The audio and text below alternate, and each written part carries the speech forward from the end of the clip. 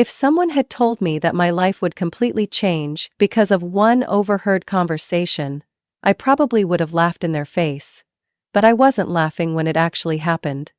A loveless marriage. A life-changing deal signed out of desperation. And a proposal from a man I had never met, just because I was Marshall's daughter. I'm Lily Marshall, 23 years old, a recent college graduate in Boston, standing at a crossroads in life. My life had been fairly quiet. My father ran a family business that specialized in high-end glass doors in New Hampshire, and my mother had retired early to tend her garden and read books. I never thought I'd join the family business. In fact, I had always pictured myself opening a small bookstore in Vermont, serving coffee and selling classic novels. But it all fell apart on a June afternoon. That day, I accidentally overheard my dad on the phone, thinking I wasn't home. His voice was low, tense, at times almost trembling, something I had never seen from the calm, steady man I'd always known. "No, Mr. Grayson, I'm not selling. Marshall Glass is my life's work. Don't push me." I stood frozen in the doorway of his study, my heart pounding. Grayson. I'd heard that name before. A corporate raider from New York, infamous for taking over family businesses and selling off their assets. Shares of Marshall Glass had been scattered over years of fundraising, and I guessed he was using that to seize control. That night, I said nothing. Dad acted normal. He smiled at Mom when she brought out a slightly burned beef stew, then asked me about school. But his gaze drifted for a few seconds when he looked into his wine glass. I knew something was very wrong. The next day, I looked up everything I could about Grayson and Associates online, and somehow, I found myself on a train to New York, walking into the glass tower that housed the Grayson headquarters, blurting out something insane to the receptionist. "I want to speak to Mr. Charles Grayson. I'm Lily Marshall, Marshall's daughter." She looked at me like I'd just claimed I was from Mars. "Do you have an appointment?" "No, but please, just 5 minutes, that's all I ask." After a few calls, the unthinkable happened. She nodded and pointed to the elevator. 47th floor, he's waiting for you." I clutched my purse strap and stepped into the mirror-lined elevator, where I could see my own fear reflected back at me. When the doors opened, I saw a man around 60 standing by the window, back turned to me, holding a glass of wine. "Miss Marshall," he said without turning. "I didn't think you'd come, but I like people who do what others won't." He turned around and looked me over with icy eyes. Charles Grayson. Silver hair, gray suit. A stare that could cut through steel. "I came to beg you. Please, don't take my father's company, it means everything to him." He sat down in a leather chair, crossed his legs, and set his wineglass aside. "Beg me? I'm not one to be moved by tears, young lady." "I'm not crying," I said, clenching my fists. "I just want to know if there's another way." He was silent for a few seconds, then smiled. A smile that made my spine shiver. "Actually, there is." He opened a drawer and placed a photo on the table. A young man with a cocky grin and eyes full of apathy. "This is my son, Ethan. Lazy, impulsive, doesn't care about anything except games and girls. I want him to change." I frowned. "What are you suggesting?" "Marry him," he said simply. "I'll drop the takeover. You marry him, help him grow up. In return, your father keeps the company." I stood up. "Are you insane?" "Possibly," he chuckled. "But I'm not joking." I left, my heart thundering. I had hoped to find a solution, not walk into a twisted fairy tale trap. But I couldn't sleep that night. I thought of my dad, of the years he spent building Marshall Glass from a tiny workshop into one of the most respected glass contractors in the Northeast. I thought of the way he used to hold me and say, "You don't have to carry anything, Lily. Just live the life you want." But if I walked away now, he'd lose everything. So I went back. 47th floor, again. "I'll do it," I said, voice shaking slightly. "I'll marry your son." Grayson clapped his hands like he'd just won a poker hand. "Good, very good. I'll have someone take you to meet Ethan shortly. Try to make a good impression. I swallowed the lump in my throat, the side door opened, and then I saw Ethan Grayson. The man who was about to become my husband for one reason only: to save my father's legacy. I remember exactly how it felt walking out of that room after signing the marriage license with Ethan Grayson. Everything was legal, binding, irreversible. I had become the wife of a man I'd met less than a month ago. And ironically, I didn't marry him for love. I did it because I couldn't bear to see my father on his knees before someone like Charles Grayson. The wedding was quiet, private, so understated that even my college friends thought it was a joke. No fresh flowers, no live music, not even genuine smiles. Just one haunting question echoing in my mind throughout the ceremony. Lily Marshall. Now Lily Grayson. What are you doing with your life? After a whirlwind honeymoon at a luxury resort in Maine, where Ethan and I spent more time staring at our phones than at each other, we moved into a house his father bought for us in the suburbs of Stamford, Connecticut. The house was spacious and beautiful, like something out of an interior design magazine, but it had no warmth. It felt more like a showroom than a home. We slept under the same roof, but lived in different worlds. Ethan woke up late every morning, coffee cold by the time he finished watching racing live streams or reading crypto news. I made breakfast, set it on the table, and sat across from empty air. He'd eat whenever he felt like it. Sometimes the food sat untouched until noon. I wasn't angry, I accepted it. Because I knew this marriage never started with love. Ethan was agreeable in the way that detachment is easy. He didn't hit me, didn't insult me, didn't do anything awful. But that apathy was suffocating. We lived like roommates, occasionally nodding at each other, sometimes exchanging small talk. But between us was a distance neither of us wanted to cross. I tried to break the pattern. I asked him to go grocery shopping with me on the weekends, suggested movie nights, cooked his favorite meals. He smiled and said thank you, then declined, at first politely. Then, eventually, with silence. My father, now relieved the company was safe, called me every week. I told him everything was fine. A lie, but one that kept him from worrying more.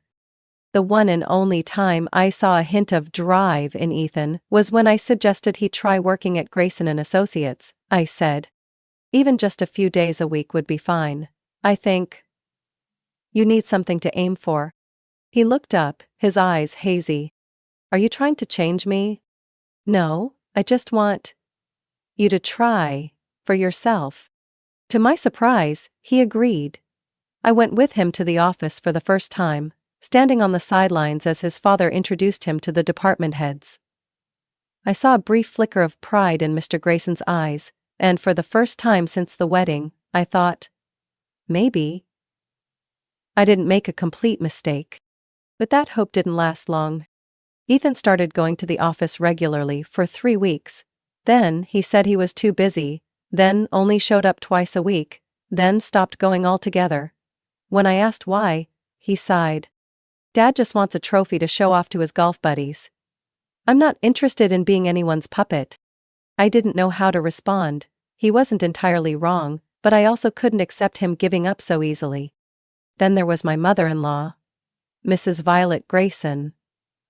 A sharp, elegant woman despite being nearly 60, with eyes that made me feel like I was just too plain to belong in this world. She never said anything outright, but every time I appeared, she'd comment, "Oh, you're wearing that dress. That color's a bit bold for your complexion, isn't it? But you're young, so go ahead and try. Lily, I heard you studied French literature. Fascinating, though I always thought that field isn't the most financially practical." I smiled, tried to smile, swallowed those tiny barbed comments that cut deep into my sense of self-worth.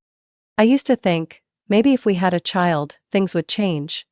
Maybe affection would grow out of responsibility. Maybe Ethan would mature through fatherhood.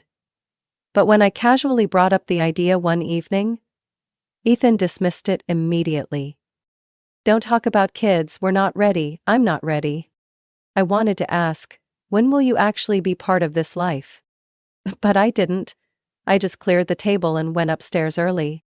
The only thing keeping me anchored then was the charity foundation I had started with private funding, not from the Graysons.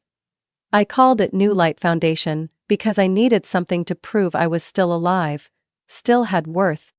As for Ethan, he kept living like tomorrow didn't exist. Loud friends, long nights, hard liquor, and I was slowly becoming a shadow in my own home. And then one day I got a text from my father. "We need to talk, urgent." I didn't know what I was about to face, but I had a gut feeling it would change everything. That message led to a simple dinner at his old apartment in Concord. He didn't bring up the company or ask about Ethan. Instead, he just placed his hand gently over mine. "You look so tired, Lily. If you ever need anything, I'm always here." I nearly burst into tears. How long had it been since someone asked if I was okay?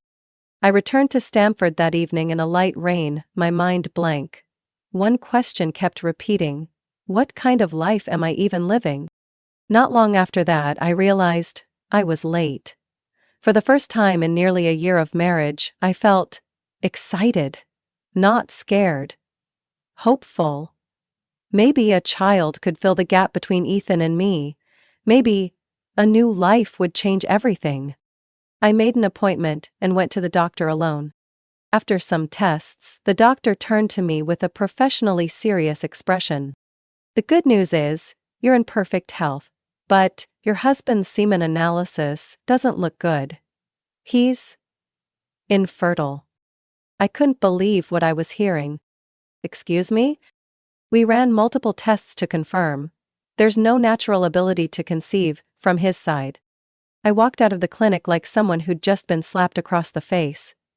All sound became distorted, and each of my footsteps echoed like a hollow drumbeat inside my skull. That evening, I spoke to Ethan while he sat on the couch, beer can in hand, eyes glued to his phone. "Ethan, I just got back from the clinic." "Yeah? Another checkup?" "The doctor said, you can't have children." He said nothing for a few seconds. Then, without even looking at me, he shrugged. "So what? It's not like we were planning to have any. Don't you think? That's important?" "It isn't to you. To me, the fewer attachments the better. Don't get too emotional over something that never existed." I was stunned, not because of the medical reality, but because of the coldness in his voice. That night, I lay with my back turned to Ethan, blanket pulled up to my chin, but the chill seeped in anyway. I pictured a child with brown eyes like my father's, running through a sunlit garden. The image popped like a soap bubble. The next morning, I got up early, made breakfast, brewed coffee. Ethan didn't eat, of course. But I needed to do something familiar to keep from feeling completely adrift. As I washed the dishes, I looked at my hands. Dry, thin, wrinkled beyond what 23 should look like. I whispered like a confession. "I'm fading away." During dinner with my father one evening, I said, "I want to work. I can't just stay home being someone's wife, waiting to age." My father nodded, his expression serious. "Then do it, I support you. You've always had the right to live for yourself." I returned and told Ethan. His reaction made it seem like I had just announced I was about to destroy the world. "Work? What more do you need? House, car, money? That charity you run keeps you busy enough. I don't want to just live off your family's money. I need something that's mine, Ethan." He laughed, a dry, brittle sound like burning paper. "You're my wife, Lily. In our circle, wives do charity, go to galas, not get jobs like some community college grad." I looked him straight in the eye, said nothing, because if I had spoken, I would have screamed. The next day, I set up an office for the New Light Foundation, financially independent, not tied to the Graysons by a single cent. I started working with hospitals, funding treatment for children with cancer, organizing fundraising events at schools and in local communities. I rediscovered what it felt like to live, something my marriage to Ethan had never given me. But what about him? He still lived in his own world, parties with friends, games and bars. And me. I was the one cleaning up after lives I didn't belong to. One time, after returning from the hospital where I had visited pediatric patients, still smelling faintly of disinfectant, I found Ethan stretched out on the sofa, holding a bottle of whiskey, staring blankly at the ceiling. "I used to want to be a musician," he said, voice hoarse. I sat beside him gently. "Then why don't you try again?" He shook his head, eyes red. "Because no one believed in me. Not even me." I placed my hand on his. In that moment, I saw something real in him, but it was faint like smoke. And I knew, if I kept going like this, I'd burn out right alongside him. Day by day, Ethan drifted further from me. I went to bed alone, woke up alone, and one day, I looked in the mirror and asked myself, is this what I traded my future for? I didn't know the answer, but I knew I was changing. And the fragile balance of our world was about to collapse. I named my foundation New Light Foundation, not because it sounded impressive, but because I needed something to pull me out of the darkness surrounding my life. Ever since that morning when Ethan scoffed at the idea of me working, I knew one thing for sure. If I kept waiting for him to wake up, I would disappear. And I no longer wanted to be a shadow in my own life. New Light began in a small office I rented on the second floor of an old building in Bridgeport. No fancy signage, no grand opening. Just me, an old laptop, a few pediatric case files, and a stack of permits I filed myself. But for the first time in a year and a half of being Mrs. Grayson, my heart beat for something truly worth living for.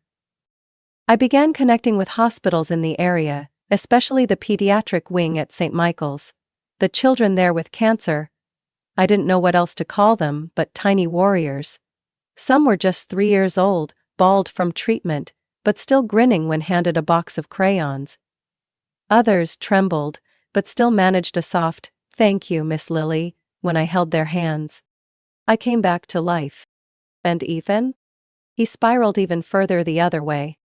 Every night I came home, tired but with a quiet peace in my heart. I'd hear pounding music from the living room. Ethan would be hosting friends, names I couldn't keep track of, laughing loudly among liquor bottles and ashtrays. I walked past them like a ghost. No one asked where I'd been. No one said hello. One time, I pushed aside a pile of beer cans to place a stack of documents down. Ethan frowned. "Can you stop acting like everyone's mom in this house?" I looked straight into his eyes, unblinking. At least someone in this house should still remember it is a house. He scoffed and turned away. I didn't need to say anything more. Our marriage, if it was ever parallel, was now just 2 lines pulling farther and farther apart. By the 3rd month since launching, the foundation received its first donation from a Greek-American businessman, Mr. Demetrios, who had lost his niece to leukemia. He visited my office wearing a gray suit and spoke with a deep, warm voice. "I don't believe in many things, Miss Lily, but I believe in people who don't give up in the face of pain." That first donation of $120,000 allowed me to host 3 consecutive fundraisers, including an acoustic music event at the downtown park. That day, standing among rows of children and tearful mothers, I felt like I had come home to myself. No one called me Ethan's wife, no one knew who my father-in-law was. I was Lily, a real person, doing real work, making real effort. That night I came home late. Ethan was sitting in front of the TV, face vacant, like his soul had been drained. He didn't ask where I'd been. He only muttered, "They're about to kick me off the board. Dad only put me there for show. Now that he's dead, they treat me like garbage." I poured him a glass of water and placed it on the table. "If you went back to work, things could still change." He laughed, eyes fixed on the screen. "You think I haven't tried? That company's a glass cage. They locked me in it to show off a young Grayson, but never gave me a single ounce of real power."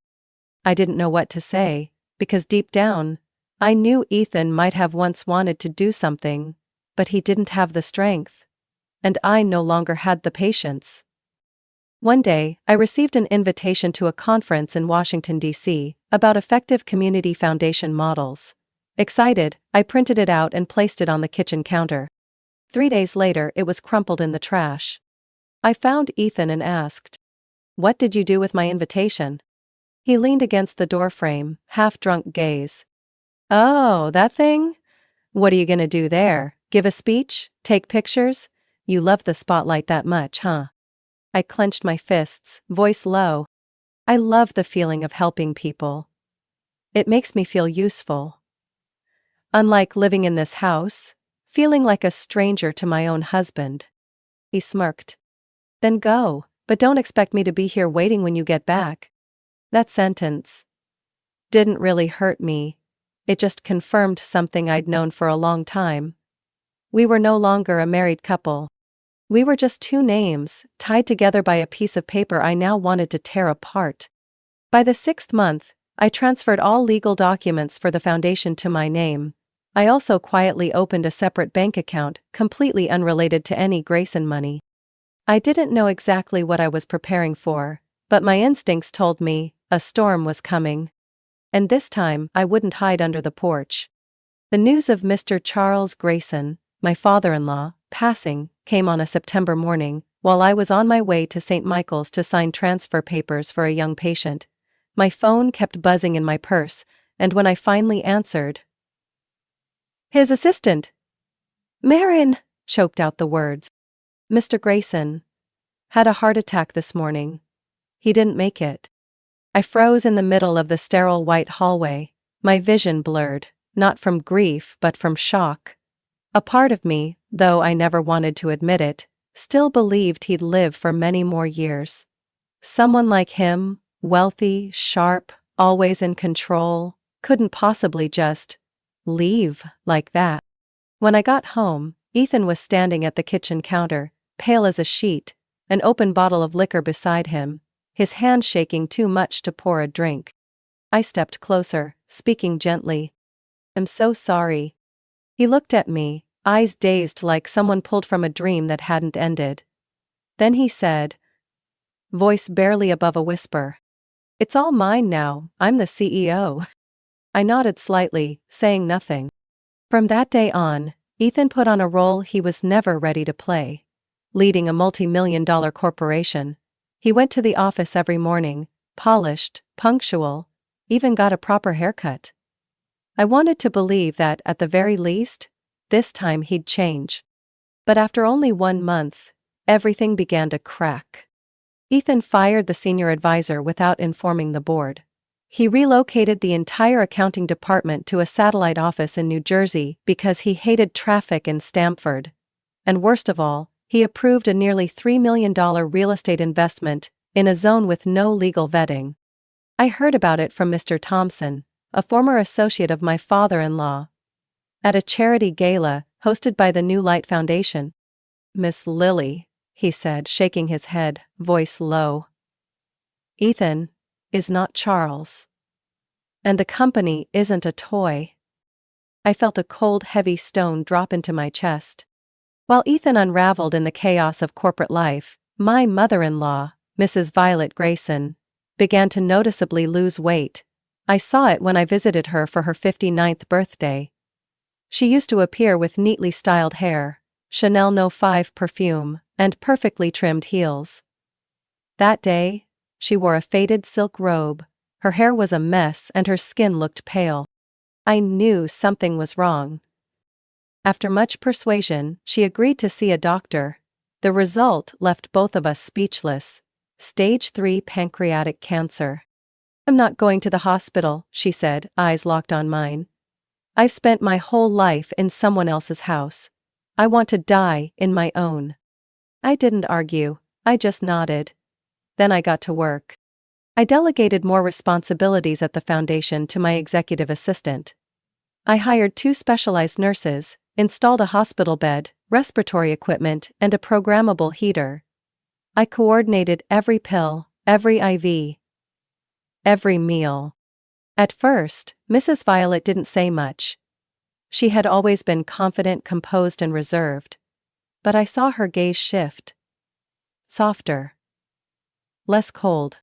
One afternoon, as I was changing her bed sheets, she placed her hand on mine, dry, light, trembling, and whispered, "You're a good woman." I'm sorry it took me so long to see that. I turned away, quickly hiding my tearful eyes. Thank you for saying that. Every day I sat by her bedside, telling small stories about the children at the foundation, playing Chopin, reading the morning paper. She gradually opened up. She told me about her youth, how she gave up art school to marry Charles, about her dream of painting church murals in Italy. But I chose the path of family, she said with a sad smile, and everything stopped there. Meanwhile, Ethan spiraled further. One evening, as I was spoon-feeding porridge to Mrs. Violet, my phone rang. A former employee at Grayson called. "Miss Lily, sorry to bother you, but Ethan hasn't shown up at the office in 3 days, and the company bank account's been frozen due to a suspicious transaction." I stood still. The shock hit like lightning. That night, Ethan stumbled through the door, clothes wrinkled, eyes bloodshot, reeking of alcohol.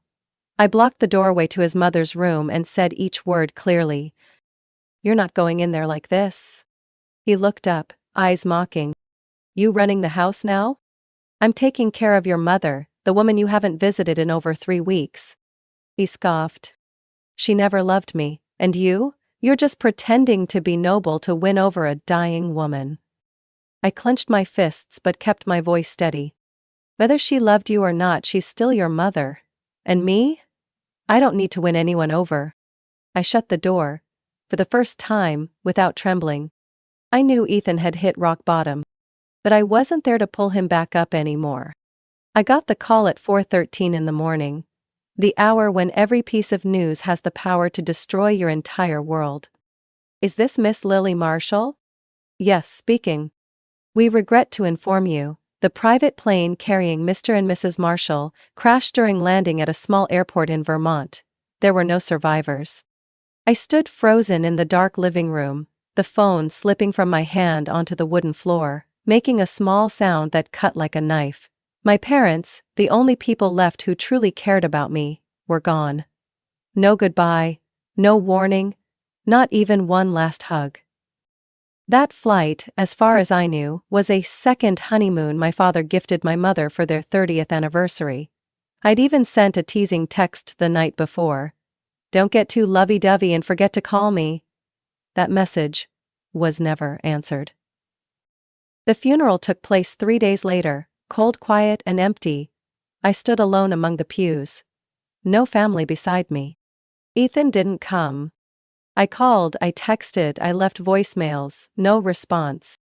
I watched my parents' caskets lower into the earth, gripping a handkerchief my mother once embroidered, feeling like I'd been torn in half and left drifting in a void. And then, when I returned home that afternoon after the funeral, Ethan's polished black shoes were already waiting on the doorstep. He was sitting cross-legged in my father's office, still scented faintly of oak and ink, like it was his domain. "Hey," he said, looking up, voice light. "I just made a few changes." I stepped in, voice raspy. "You didn't come to the funeral?" "Yeah, busy." I had no words left. But Ethan wasn't done. He turned the computer screen toward me, showing a login page for the bank account and internal operations dashboard of Marshall Glass, my father's company. "I've logged into the system, got all the passwords." I froze. My voice trembled. "What are you talking about?" "I'm the vice president, Lily. Don't forget, your father put me on the executive board with temporary authority while you focused on the foundation. Now that he's gone, everything falls to me." I stepped back. "You're insane." He smirked. "No. I've never been more clear. Your father's company is worth nearly $12 million. I'm not stupid enough to let that go." I saw it clearly in his eyes, no trace of the tired, weak husband I once knew. Standing before me now was someone cold, calculating, and dangerous. "You have no right," I said through clenched teeth. "I'm the heir." Ethan laughed. A dry metallic sound. "Do you have a copy of the will? Any legal proof?" You don't really think everything would just fall into your lap because you're daddy's little girl, do you? I stepped forward, yanked the screen from his hands. You're playing with fire. He stared at me. Then, calmly, he pulled a folder from his bag and tossed it onto the table. Oh, and one more thing. Here's the divorce paperwork. We've pretended long enough. I stood in silence. Divorce. Not because the love was gone, that had been obvious for a long time, but because he wanted the rest, the company, the assets, my freedom. You plan to walk away with the money, the title, and crush whatever I have left? He shrugged. Exactly.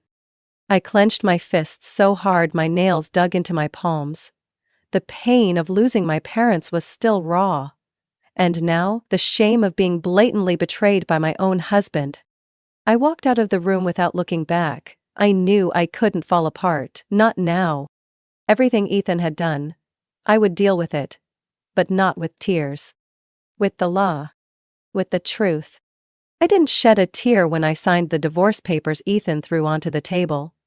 Not one. But my hand trembled so much it took me 2 tries to place the pen in the right spot. Not because I still loved him, but because, in that moment, I felt like I was burying everything I had hoped for, everything I had fought for, everything I had endured, for a marriage that never truly existed. The very next morning, I went to the office of Mr. Peter Langston, my father's longtime personal attorney, a silver-haired, composed man who had witnessed every major turning point in my family's life. He opened the door with genuine sorrow in his eyes, different from the formal grief I had seen at the funeral. Lily, your father was an extraordinary man. He loved you more than anything.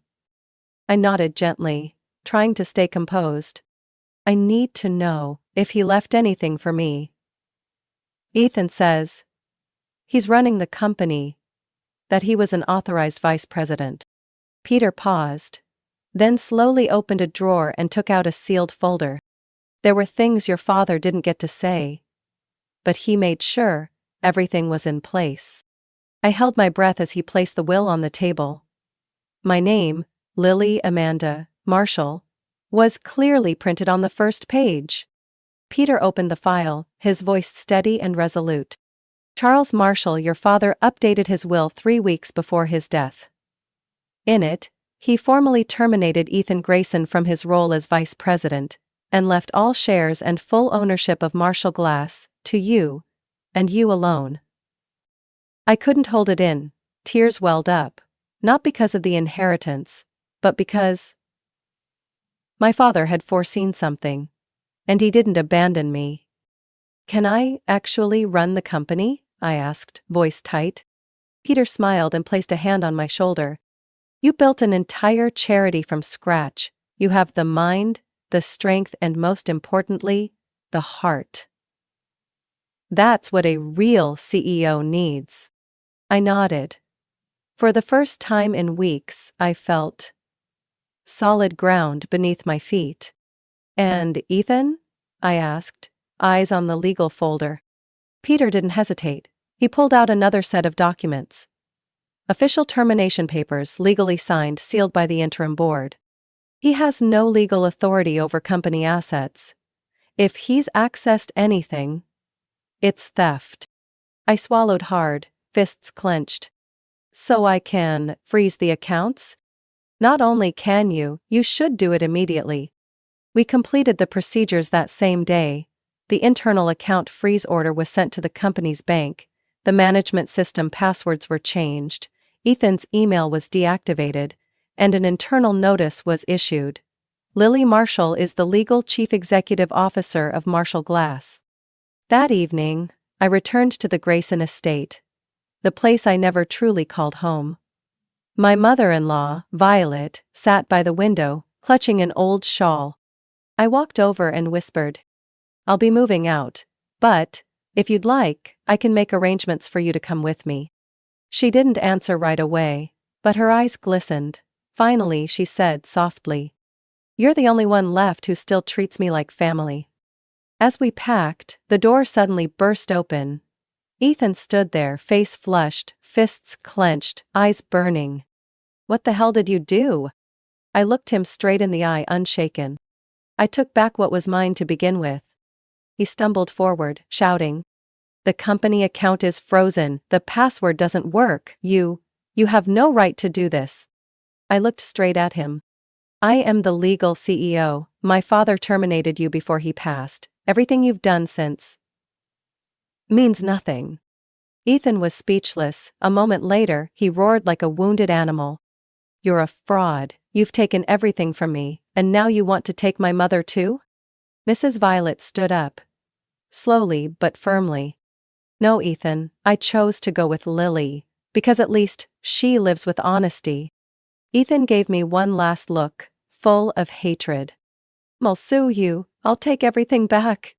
I didn't respond. I turned to Violet. Let's go. We left that house, carrying nothing but the memories that needed to be packed away and buried. And the moment I stepped through the heavy iron gates, I knew. The power game Ethan thought he was winning was over. Just 3 days after officially taking over Marshall Glass, I sat alone in the 8th floor boardroom, where my father had spent nearly 2 decades. Light slanted through the glass panels, casting shadows on the empty chair beside me. His chair. I won't let you down, I whispered, gripping the fountain pen he once used. I knew I wasn't a perfect CEO. I was young, had never studied business management, didn't have an MBA like people expected, but I had something they didn't. Legacy. And the will to survive. I immediately contacted Tom Brewster, a business advisor who had worked with the New Light Foundation. A man of few words but sharp insight, Tom understood I needed a partner, not a controller. You need someone to hold the wheel in the storm. And I brought the life vest, he said dryly, as he accepted the role of deputy CEO. We reviewed every investment Ethan had approved, freezing all high-risk transactions. I met with the entire HR department and made it clear, every position would now be evaluated by merit, not by any connection to the Grayson name. Some people left, some stayed. But the company began to breathe again. At the same time, I never gave up on the New Light Foundation. In the evenings, after everyone had gone home, I stayed behind, working through stacks of grant proposals and planning scholarship programs for children who had survived cancer and wanted to return to school. Whenever I felt exhausted, I thought back to those mornings in the hospital. Those tiny hands gripping mine. Those trusting eyes looking up at me, as if I really could save the world. And strangely, it was those children who pulled me out of the deepest pain. My mother-in-law, Mrs. Violet, moved in with me into a small 2-story house on the south side of Stamford. Nothing fancy, no bodyguards, no gold-plated furniture. But it had a little garden, a rocking chair on the porch, and 2 cups of hot tea every afternoon. As time passed, she grew weaker. The cancer had spread to her liver. But she never once complained. One evening in March, as I was mending the wool scarf she liked to wear outside, she called me over, clutching a faded silver-blue notebook. Do you know why I used to hate you? She asked, her voice raspy, eyes gazing into nothing. I froze, said nothing. She went on. Because you reminded me too much of everything I never had. Strength. Courage. The freedom to choose. Things I lost the moment I signed my name to marry Charles. I placed my hand over hers, saying nothing. I didn't need to. She handed me the notebook. Inside was a handwritten will, signed and notarized. All personal assets, including the Grayson estate, savings accounts and art ownership, are hereby transferred to Lily Marshall, the only person in my life who lived with kindness, not for status. I cried. Not for the assets, but because I was seen. Finally, I was truly seen. 2 weeks later, Violet passed away in her sleep, peacefully, without pain. I sat by her bed until morning, holding her hand the way she used to hold mine, when she still had the strength. Her funeral was small and private. Ethan didn't come. But I wasn't surprised. News of Ethan's downfall spread through the industry within a week. After his accounts were frozen and he lost all power at Grayson and Associates, he tried to contact former investors, attempting to salvage what little credibility he had left. No one answered. His new girlfriend, a young model named Serena, left him right after she found out the penthouse in Brooklyn was in Mrs. Violet's name and now legally belonged to me. Ethan called me. Just once. Lily, I know you're enjoying this. I replied calmly. I don't need to enjoy it, Ethan. You pushed yourself to the bottom. I'm just not lifting you out again. He went quiet for a moment, then hung up. I never heard from him again. 2 years later, Marshall Glass had grown by 17%, becoming the third largest glass contractor in the New England region. The New Light Foundation opened 2 new branches in Albany and Providence. A hospital in New Haven even named its children's playroom the Lily Grayson Room. A name I never imagined would carry something so positive. I sat in my new office, sunlight filtering through the flawless glass, the very kind my company now produced. I smiled. My parents would be proud. And me? I was finally proud of myself. And the best part? I didn't have to sacrifice love to achieve it. I only had to choose the right moment. To let go of what was no longer worthy. From a forced marriage and years of being dismissed, Lily stepped out of the shadows through sheer strength and unwavering will. She not only reclaimed her father's company, but built a foundation that spread love to thousands of children. Through loss, betrayal, and heartbreak, she discovered her true worth. A brave, kind, and dignified woman. Lily's story proves that true strength comes from letting go of what no longer deserves a place in your life. What do you think about Lily's journey? What would you do in her shoes? Share your thoughts in the comments. And don't forget to follow the channel for more inspiring stories about family and life. The smell of roasted chicken and a quiet tension filled the elegant dining room of the Mitchell family's old Georgian Mile estate on the outskirts of Boston. Snow drifted gently outside the tall windows, layering the bare rose garden in pristine white. It looked like a scene from a painting, if I didn't already know what was coming. I'm Eva Mitchell, the youngest of 3. Though everyone insists on calling me Evie, as if to keep me permanently cast as the child who never quite grew up. I'm 32 this year, unmarried, no children, and far from settled by my mother's standards. Marlene, the kind of woman who believes a woman's worth is measured by the man she marries and how quietly she stays beside him. I chose to live in this house after graduation, not because I lacked other options, but because something here needed watching. And tonight? What I've been waiting for all these years is about to unfold. The French grandfather clock struck 6 exactly, as Donna, our housekeeper of over 30 years, set down the mashed potatoes beside the cold cuts. Our eyes met for a moment. She knew. She always knew more than anyone let on. Eva, sit up straight, my mother snapped from the head of the table, her voice as sharp as a scalpel. The Graces are joining us for dessert tonight. Don't embarrass me. I adjusted my posture, quietly placing the napkin in my lap. Mrs. Grace? A wealthy widow rumored to have had more than a casual connection with my father, and her son, a junior attorney my mother was clearly trying to pair me off with. After all, I was the unsold burden, as she once called me during a phone call she didn't know I overheard. Next to me, my brother Mark looked sharp in a tailored gray suit, holding the hand of his wife Trina, who always looked at me like I was hired help instead of family.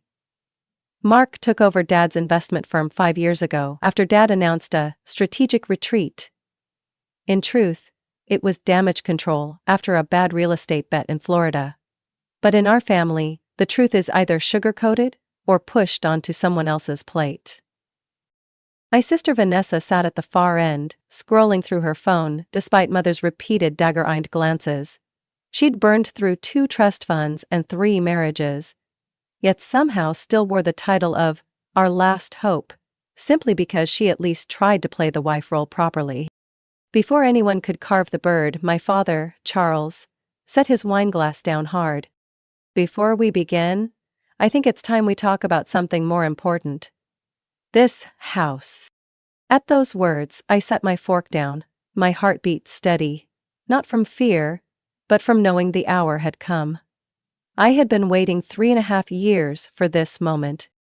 This house, he continued, has carried the Mitchell name for 4 generations. But the real estate market is shifting. We need to make a practical decision. Translation: Mark's firm is hemorrhaging money. Translation: Dad can no longer cover the losses with shuffled assets. Translation: I'm getting kicked out. Or so they thought. Mark leaned forward, wearing the same smug grin I've wanted to slap since grade school. Just say it, Dad. Eva, it's time you moved out. We're selling the house. You've stayed here long enough. I took a sip of water, letting the silence stretch a little longer. Is that so? Vanessa finally looked up from her screen. You didn't think you could just live here forever, did you? Some of us actually have families to think about. You mean your latest fiancé and his 3 kids from previous marriages? I said with a small smile. Has he burned through your last trust yet, or is he still saving for the next yacht trip? Mother's eyes flared, but Mark cut in fast. The market's strong right now. We've already had interest from several high-end developers. They're offering top dollar to build luxury condos. Tear it down, then. My mother clutched her chest. But Mark, this house is just bricks and mortar, Mother, he interrupted. A new era calls for new decisions. And Eva needs to learn how to stand on her own 2 feet. You're giving me 1 week? I asked, setting the glass back down. 7 days is more than generous, Mark sneered. I smiled. Perfect. The game had officially begun. I still remember that Christmas dinner 3 years ago, when Mark loudly called me the useful shadow, because I volunteered to help Vanessa cover her hospital bills after she broke her leg ice skating in Vermont. When I said I'd pay so she wouldn't have to sell her last engagement ring, the whole family looked at me like I was trying to earn points or beg for sympathy. No one asked where the money came from. They simply assumed I had extra since I didn't carry any family burden. 4 months later, at my father's 60th birthday party, he publicly thanked Mark for carrying the family through the financial crisis, while I knew full well that I was the one behind the commercial loan restructuring plan that helped Mitchell & Co. avoid shareholder lawsuits. Of course, Mark signed that plan. I was just the digital little sister with too much free time who likes to play with software, as Vanessa once mocked me during a lunch with my mother at the Newton Ladies Club. Over the years, I'd grown used to the looks. Part pity, part condescension.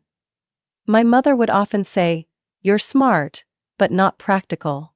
My father was softer. Real business isn't for dreamers. They never visited my office, even though I worked only a 30-minute drive away. In their eyes, tech was some vague, unstable thing. A daughter with no husband, working at a startup, might as well have been pretending to succeed.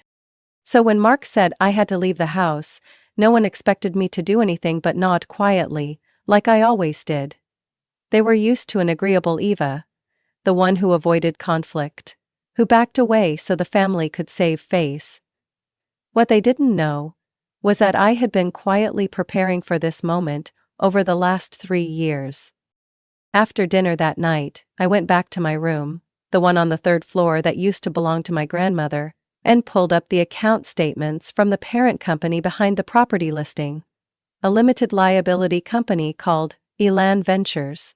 An unremarkable name, unless you knew that I had founded Elan in 2020. As part of a long-term real estate investment plan, under its name I had acquired ownership of the Mitchell estate from the bank, after my father secretly used the property as collateral for a failed commercial investment in Houston, a loss he never told anyone about. I knew because the bank mistakenly sent me an email assuming I was Elan's financial assistant. From there I dug deeper. I found out the loan had been in default since last spring, and the asset had been internally listed for liquidation. I, under Elan Ventures, placed a 5% deposit and signed the purchase agreement with a confidentiality clause on the new owner's identity. That's why I didn't react at dinner. I didn't need to argue. I had already won. But the plan wasn't over. I didn't just want to keep the house. I wanted to expose the entire web of financial manipulation that Mark and my father had been operating. They weren't just using the family name to deceive investors. They were using me as a shield. Loan guarantee documents bore forged signatures. Board meetings were held in secret, where I was referenced as senior tech consultant, but never invited. I started archiving emails, taking screenshots, collecting bank statements, loan contracts, and wire records. Donna, the loyal housekeeper, quietly handed me letters she found in Mark's liquor cabinet drawer. Threats from creditors, breach notices for an office lease in Manhattan. I continued attending family dinners calmly, still brought my mother peonies every Saturday, still called to check on Vanessa every time she went through another breakup. I sat still, fingertips resting lightly on the walnut table, feeling the chilled condensation on my glass. Mark was going on and on about the development potential of the land, his tone as confident as if he were pitching to Wall Street investors, not kicking his own sister out of the house she grew up in. "I have a proposal," I said calmly, so much so that the entire table fell silent. Mark raised an eyebrow with mocking amusement. "Ava, this isn't the time for personal reflections." "It's not a reflection." I pushed my chair back gently, reached beside me and pulled out a black leather briefcase from under the table. "Just a few documents that should be reviewed before anyone signs any agreements to sell this house." My father sighed, rubbing his temples. "Ava, you're making this complicated. We've already decided, the house will be sold within 3 weeks." "No, Dad." I opened the briefcase and pulled out a leather-bound file. The embossed logo of Woodrow and Keene Law Firm stood out clearly on the first page. "This house was sold 2 years ago." The room went dead silent. Trina set her spoon down on her plate, the small clink sounding like a gunshot in the quiet. "What?" Vanessa was the first to speak. "You're joking, right?" I placed the file on the table, turning it so the title faced them. Ellen Ventures LLC. Sole owner. Me. Purchase completed, May 18th, 2 years ago. Full ownership of the property at 3119 Elmhurst Lane. This house was transferred from Huntington Bank after the mortgage loan went into default. "That's impossible," Mark stood up abruptly. "The bank can't sell it without notifying us." "Don't you remember?" I smiled. "That loan was secured by a personal guarantee, using my signature, a forged one. I hired a handwriting expert nearly 3 years ago to verify it." Mark went pale. "You're making this up. This is fake." "Then you'll love the forensic signature report included in Section 4, along with the formal complaint I submitted to the Massachusetts Department of Justice last month." I flipped another page, laying down property tax certificates for the past 3 billing cycles. "I've paid every property tax bill since the transaction was finalized. And to avoid shocking Mom, I kept the ownership registered under the company's name, not mine." No, this can't be," my mother stammered. I turned to her gently. "I wasn't hiding it, I just waited for the right moment. And that moment is now." "Now for what?" My father gripped the arm of his chair. "To humiliate us? At Christmas dinner?" I nodded without flinching. "Not to humiliate, to remind. Because everyone here seems to forget that I'm not the freeloading daughter, I'm the co-founder of NovaForge, the AI-based supply chain software company that went public this past June." Mark looked like he couldn't breathe. "That silly startup?" "But silly startup," I nodded again, "was valued at $4.2 billion on its first day of trading. I hold 12% equity. I'm not bragging, I'm just stating that I no longer owe anyone here silence." Rena looked at Mark, her face drained of color. Vanessa said nothing, just lowered her head. I went on. "I stayed quiet for long enough. When I discovered Mark used my name to secure those loans, I could have sued immediately. But I wanted to see the full web. Now I have everything. Documents, bank confirmations, internal accounting files, even emails Mark sent to brokers, forging my approval to vacate this house." My father stood up, hands trembling. "You don't understand. I did all of this to keep the company alive." At the cost of destroying the family's legacy? I said coldly. Or by gambling the Mitchell name on unstable investments and blaming the daughter who refused to pick the right industry? No one spoke. Even the grandfather clock seemed to have stopped ticking. I stood, closing the folder. You have 7 days to gather your things, but given the circumstances, I think 24 hours is more appropriate. I looked directly at Mark, my gaze cutting like glass. After all, you said I needed to learn to stand on my own. Now it's your turn. I turned and walked out, leaving behind faces that could no longer recognize themselves in the mirror of truth. I returned to the dining room after letting them sit in silence for nearly 10 minutes. Long enough for the pretense to melt away. Long enough for each family member to start looking at one another differently. Not as loved ones, but as accomplices, as enablers. Or worse, as the ones behind it all. Trina was the first to break the silence, her voice trembling. Ava, you're not planning to take this to court, are you? I mean, we're still family. I sat down, opened my laptop and plugged in a small silver USB. You should ask Mark. Because if we're talking about betraying family, he started it. Years ago. Mark stood, voice sharp. You're making this up, no one's going to believe your lies. I said nothing, just played a video I had queued up. The screen showed the hallway of the 8th floor at Mercy Hospital in Cambridge, dated April 12, 2 years ago. The footage was clear. Mark in a long gray coat walking into room 8, 10 and 12 at 11 p.m. That was Aunt Lana's room. My father's younger sister. The only one in the family who still believed in me. At the time, she was in the hospital, recovering from a minor stroke. Around then, I discovered her original will, leaving the Nantucket house and nearly $2 million in investments to me. I secretly backed up a copy to my personal drive. I had my doubts, and I was right. The video continued, now with audio. Aunt Lana's frail voice. Mark, I've made up my mind. Eva's the only one who never used me. Then Mark's voice, low but clear. And you think the rest of us will let that happen? Not long after, her condition suddenly worsened. 36 hours later, she passed away. A new will surfaced, filed by Mark's close legal associate. All assets redirected to Mark, for the protection of family interests. My mother gasped. Oh my God. I zoomed in on the final moments. Mark leaving the hospital room at 12:37 a.m., holding a large envelope. 10 hours later, Mitchell and Hines Law received the emergency will that overrode the previous document entirely. Vanessa stared at Mark, eyes wide. Don't tell me, you pressured her? I cut in. Not just pressure. He hid every dollar that followed using a shell company network built with a group of former employees. It took me nearly a year to trace each link. 14 corporations across Delaware, Montana, and Wyoming.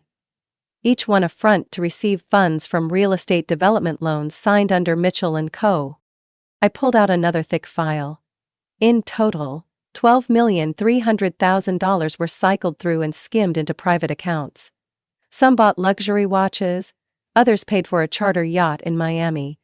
The same one Trina showed off on Instagram as a gift from her husband. Trina turned pale. Mark shouted, "You have no proof of any of this." I laid another stack of papers on the table, neat as a knife to a cutting board. Transaction records, bank statements, and audio of your call with Trevor, your former CFO, who's now fully cooperating with federal investigators for immunity. I paused, then said slowly, "Oh, and he's also turned over internal emails proving you ordered the falsification of the 2021 balance sheet."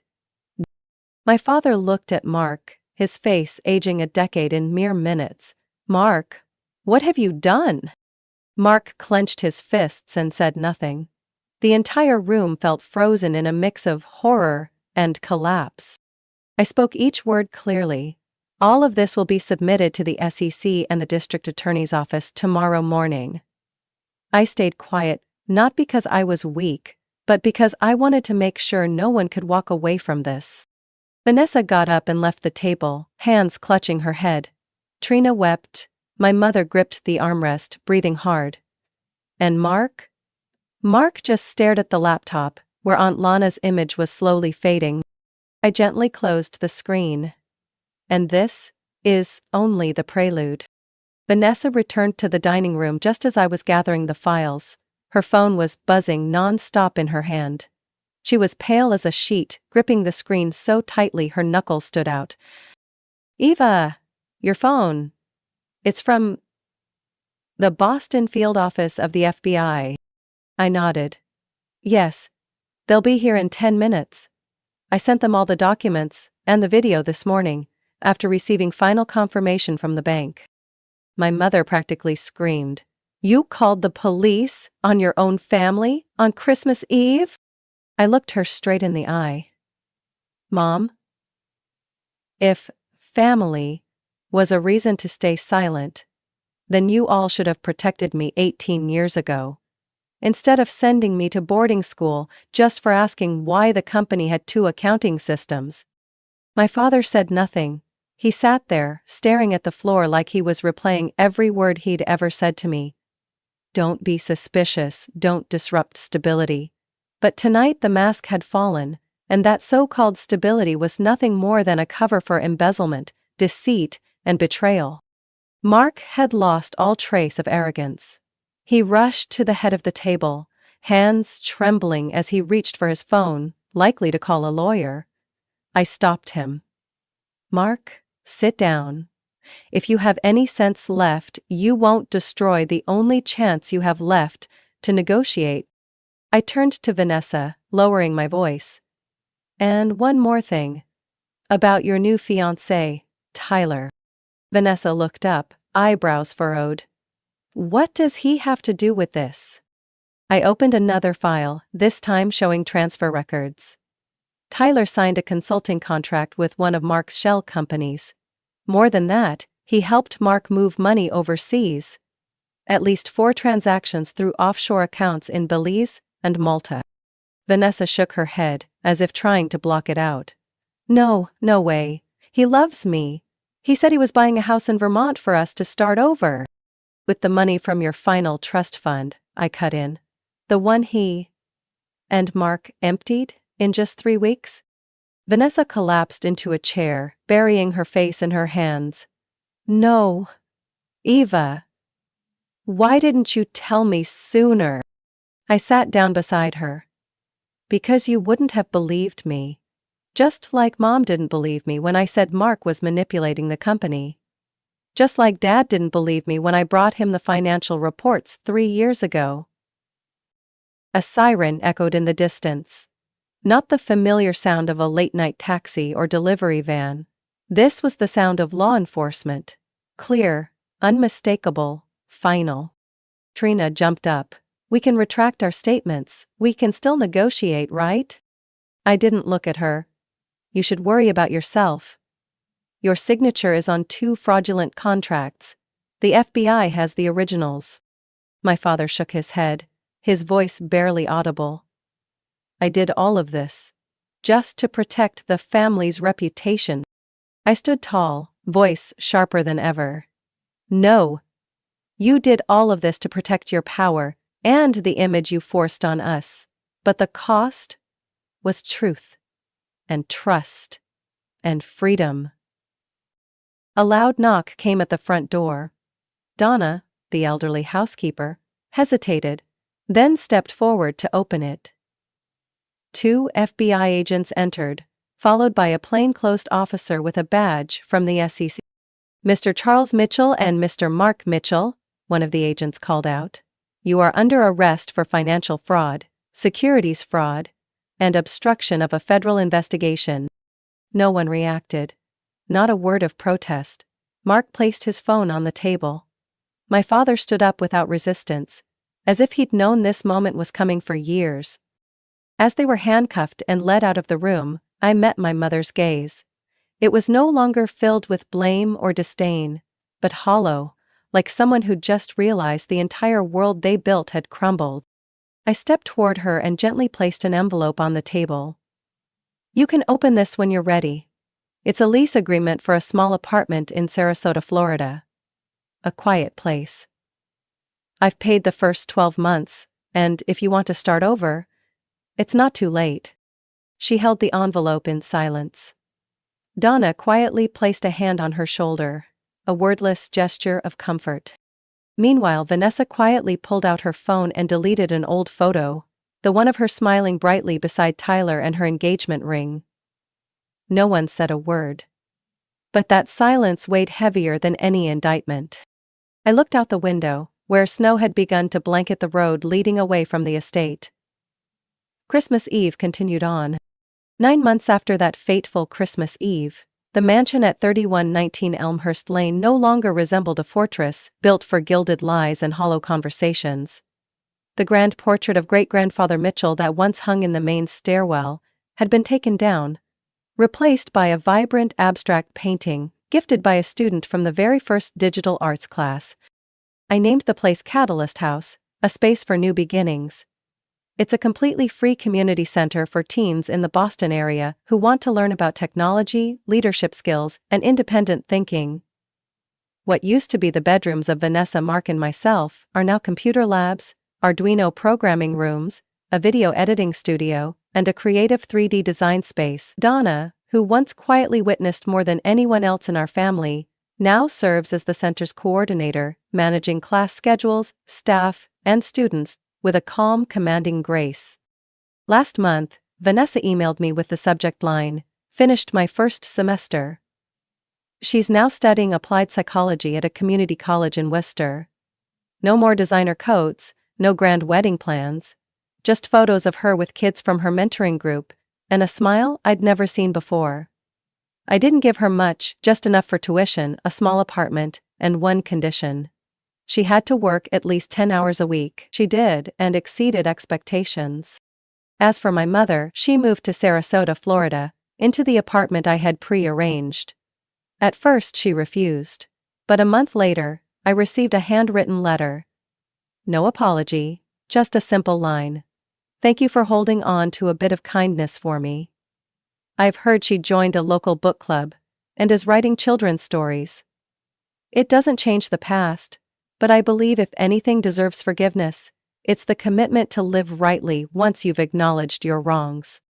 The trial ended after 6 weeks. Mark was sentenced to 20 years in federal prison for financial fraud, falsifying legal documents, and money laundering. The evidence that he threatened Aunt Lana to alter her will, along with the hospital video, led the jury to a verdict in less than a day. Trina, due to her cooperation with federal investigators and providing key information, received a 3-year suspended sentence and is barred from working in finance during that time. She's now divorced, living with her mother in Ohio, away from the spotlight. My father received 12 years. I once thought he'd fight it, but he stayed silent throughout the entire trial, bowing his head as the judge handed down the sentence. I don't know what hurt him more, the punishment, or the realization that everything he built collapsed under the weight of the daughter he once called an obstacle. I didn't feel triumph, just emptiness. Some failures are born from the warped values we cling to the most. On a Wednesday morning in early October, I stood on the porch watching students file into class. A 15-year-old boy waved with a bright smile. He had just been accepted into a summer tech camp sponsored by the NovaForge Foundation. Once suspended for tampering with classroom equipment, he now leads a team developing an app that helps the visually impaired navigate smart city maps. That's why I created this place, not to fix my family's legacy, but to build a new one. At the end of the hallway, the long dining table that once witnessed my family's unraveling now hosts young minds debating startup ideas, pitching projects, or simply laughing at a tech joke. I don't call this justice. I call it a meaningful restart. I looked up through the window as snow began to fall gently. Winter had returned. But this year, there was no fear, no tension buried beneath antique walls, Only laughter, the hum of 3D printers, and the quiet belief that cycles can be broken. If we're brave enough to confront them, patient enough to rebuild, and most of all, strong enough never to look back. 3 months after the verdicts for Mark and my father were announced, I stepped into the conference room on the 41st floor of Mitchell Holdings, the investment firm founded by my family, where for years I was only ever referred to as the tech girl on the sidelines. This time was different. At the long table sat 11 board members and 2 representatives from Miller Crosby Capital, one of the firm's largest stakeholders. At the head of the table was an empty chair, the one that used to belong to my father. Beside it was Philip Crane, former CFO, and the same man who ignored every email I sent when I discovered financial discrepancies 3 years ago. I stood next to my legal counsel, silent. A second later, the large screen behind me lit up with the title, Special Shareholder Meeting, Motion to Announce Ownership Structure Changes. Pages flipped. Philip raised an eyebrow. Mrs. Mitchell, what exactly are you referring to? No one on the board has been informed. I have the right to convene under Special Clause 4.6 of the shareholder agreement. All documents were filed with the exchange last week, I replied evenly. Shall we begin? I pressed a button on my laptop. The screen shifted to a diagram showing a network of investment entities. 14 legal entities operating across 6 states that had quietly acquired scattered shares of Mitchell Holdings over the past 18 months. On behalf of these holding entities, I now control 47.8% of voting shares. Including proxy rights from Miller Crosby, the total rises to 62.4%. A board member named Langford choked. This can't be real. I started accumulating shares when Mark began dumping stock to cover losses. Every time they needed liquidity, I was the buyer. Through companies no one suspected. No one in the family ever thought I cared enough about finance to do something like this. I looked him square in the eye. And that underestimation is exactly why I succeeded. Philip tried to regain footing. But you can't just restructure leadership because you hold shares. I'm not requesting. I turned the next slide. I'm informing.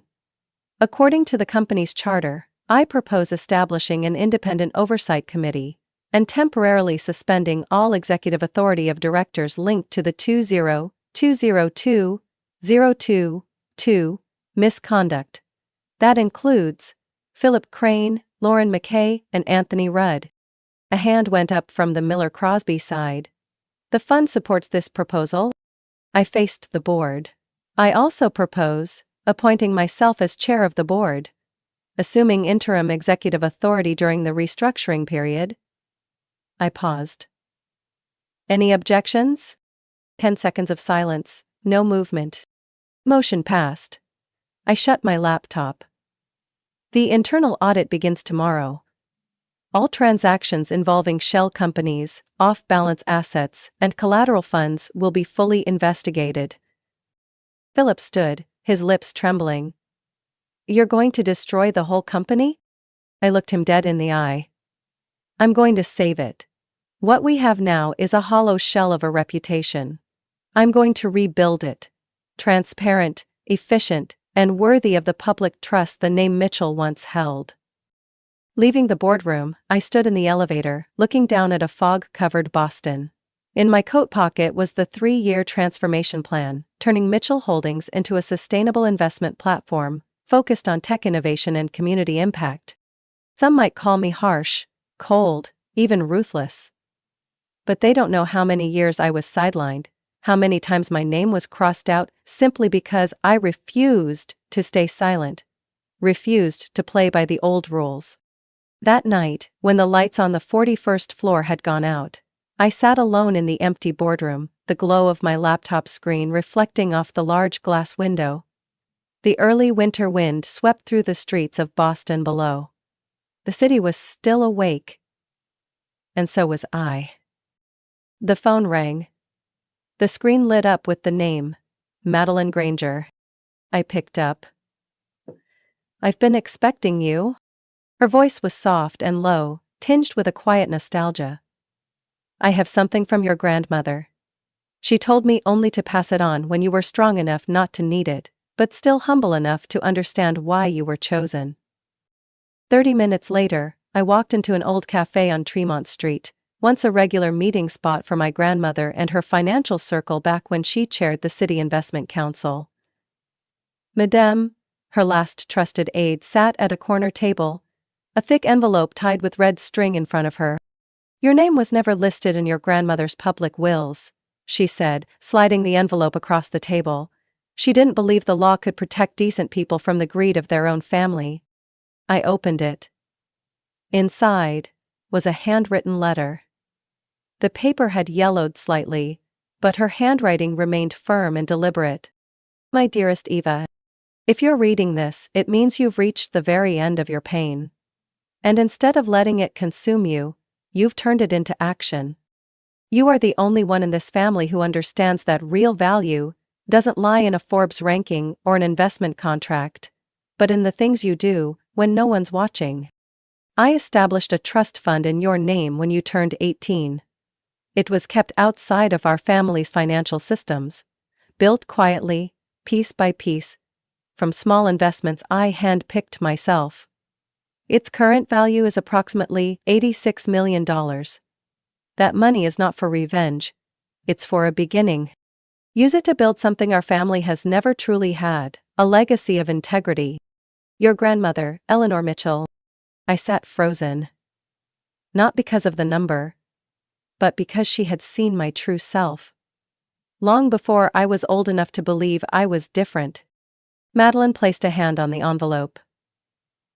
"Your grandmother knew she couldn't protect you forever, but she believed that someday you wouldn't need protecting.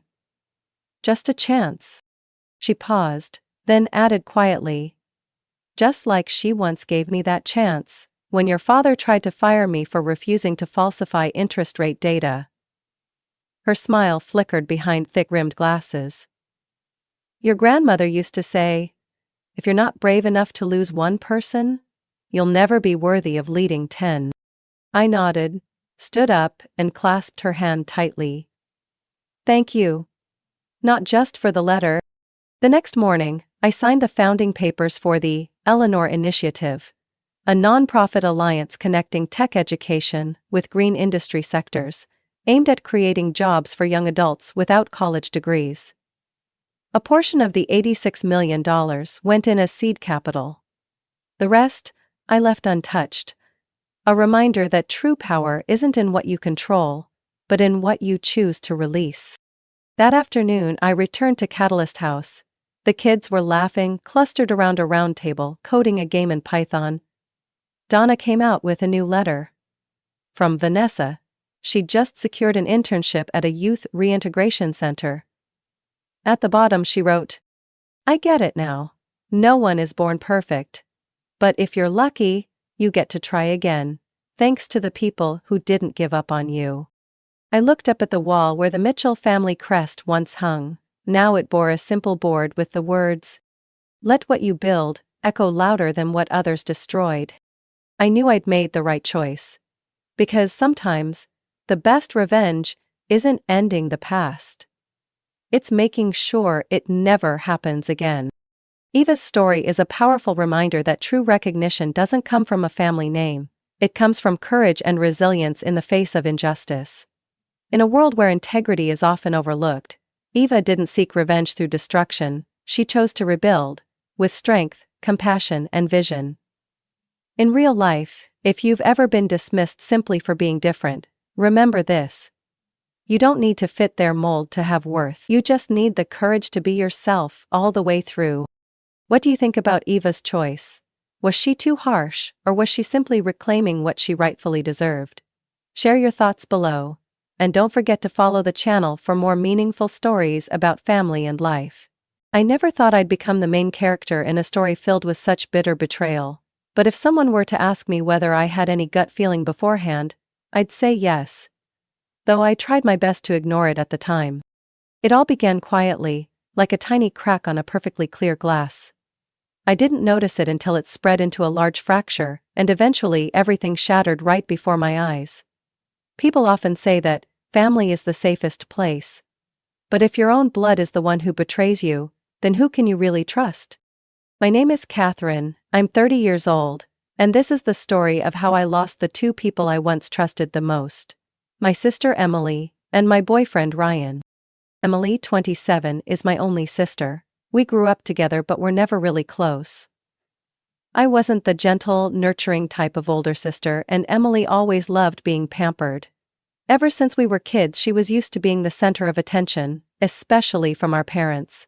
I don't blame Emily for that. It's partly her personality but also because our parents were clearly biased. I did well in school, worked hard, never asked for anything. And maybe that's why they thought I didn't need as much attention as Emily did. Ryan, 32, was my boyfriend. We'd been together for 3 years, and while our relationship wasn't perfect, I still believed we had a future. He was charming, with an easy smile that made people like him instantly, but he wasn't exactly romantic or emotionally intuitive. That never really bothered me. Until I started noticing small, suspicious signs between him and Emily. Back then, I thought I was just overthinking things. Emily was about to marry Daniel, a wealthy and handsome man. They'd been engaged for nearly a year and my whole family was excited for the wedding. Especially Emily, this was the moment she'd dreamed of her whole life.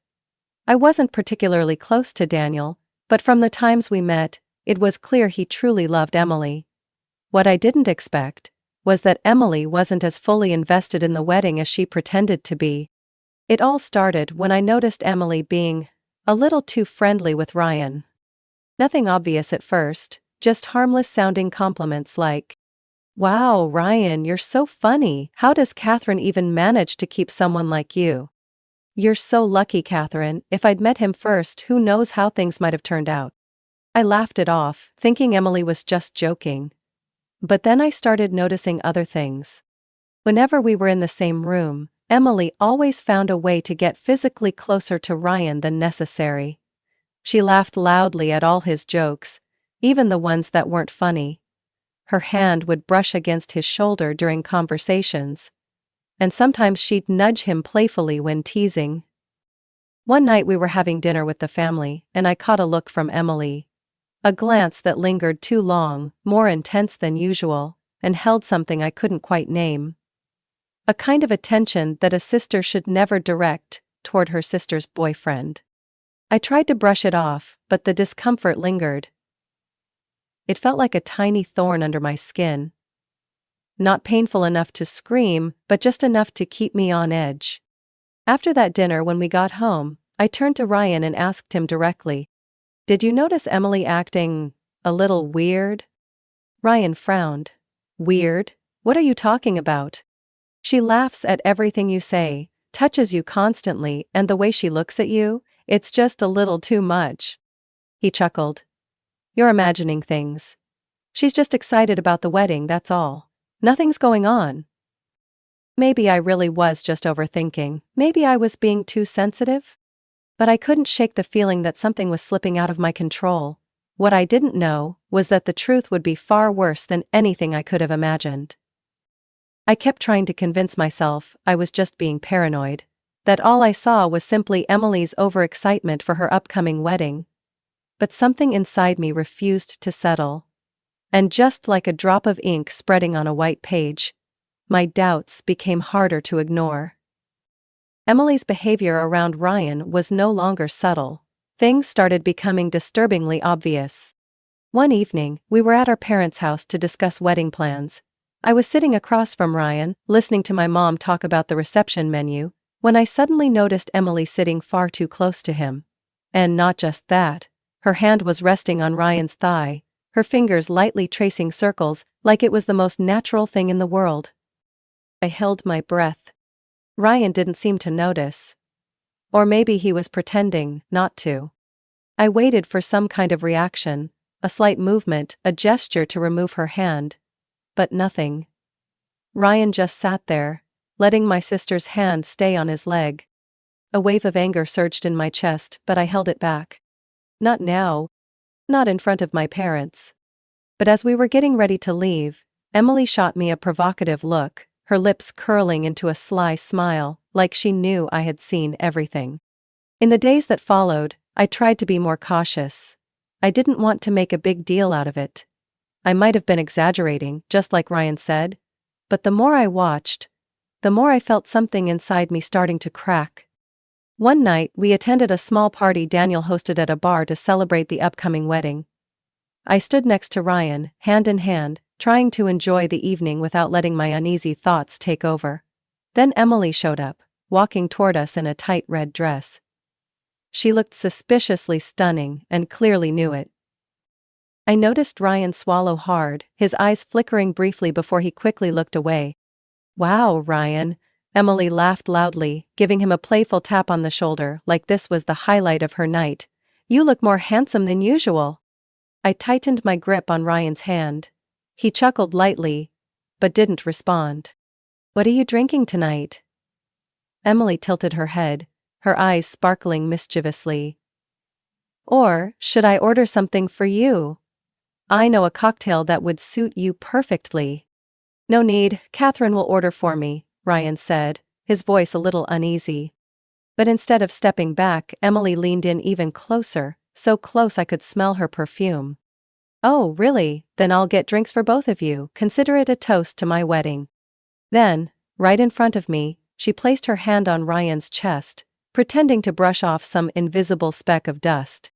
My entire body tensed. I wanted to scream, to yank her hand off Ryan.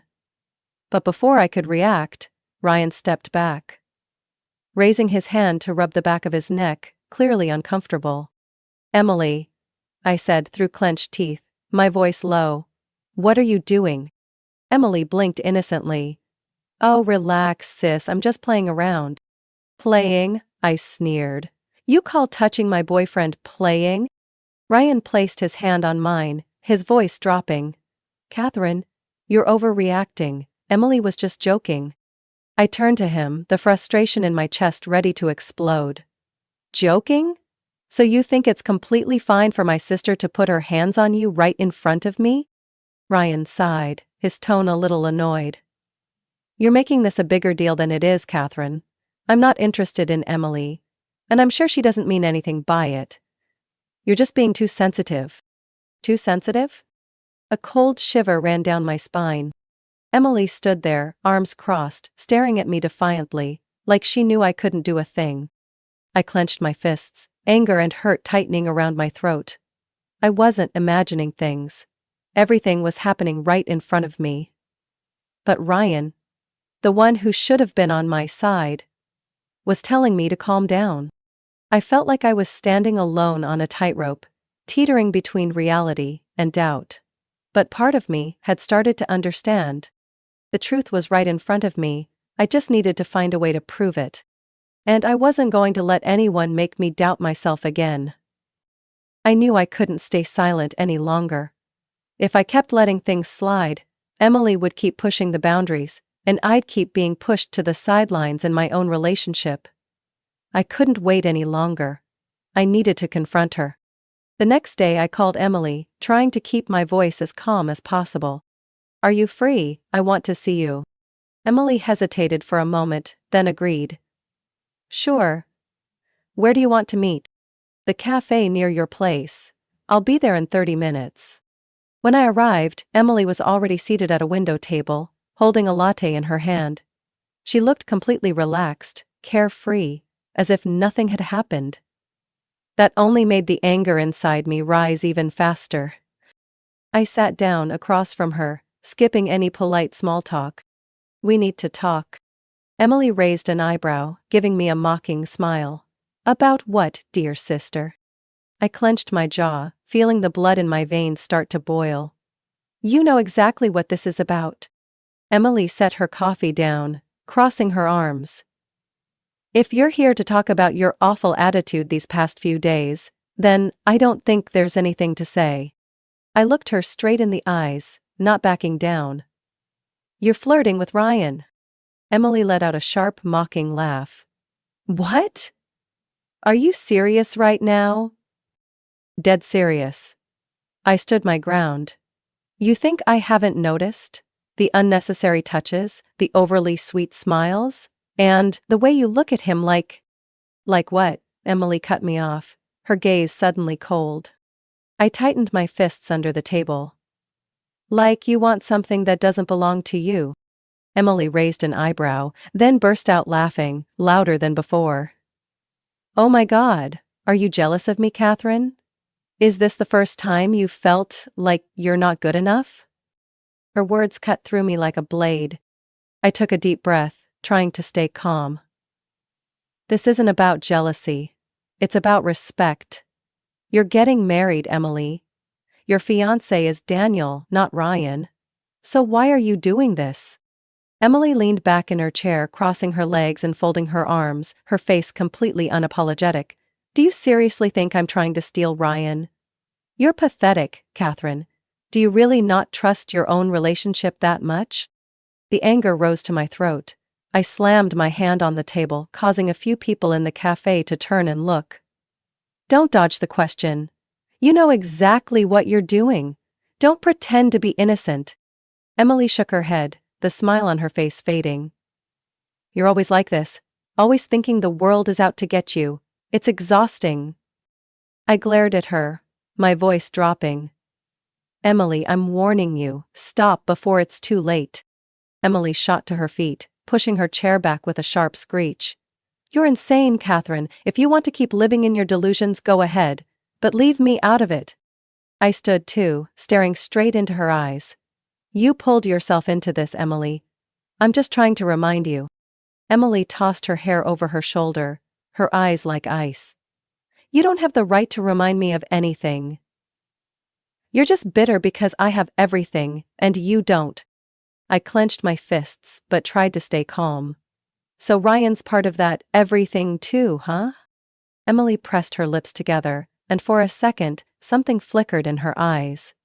Anger? Guilt? But just as quickly she gave a cold smile. You've really lost it. You think Ryan would leave you for me? If you're that insecure, maybe you should take a good look at your relationship. I went silent. Emily slung her purse over her shoulder, her eyes now completely emotionless.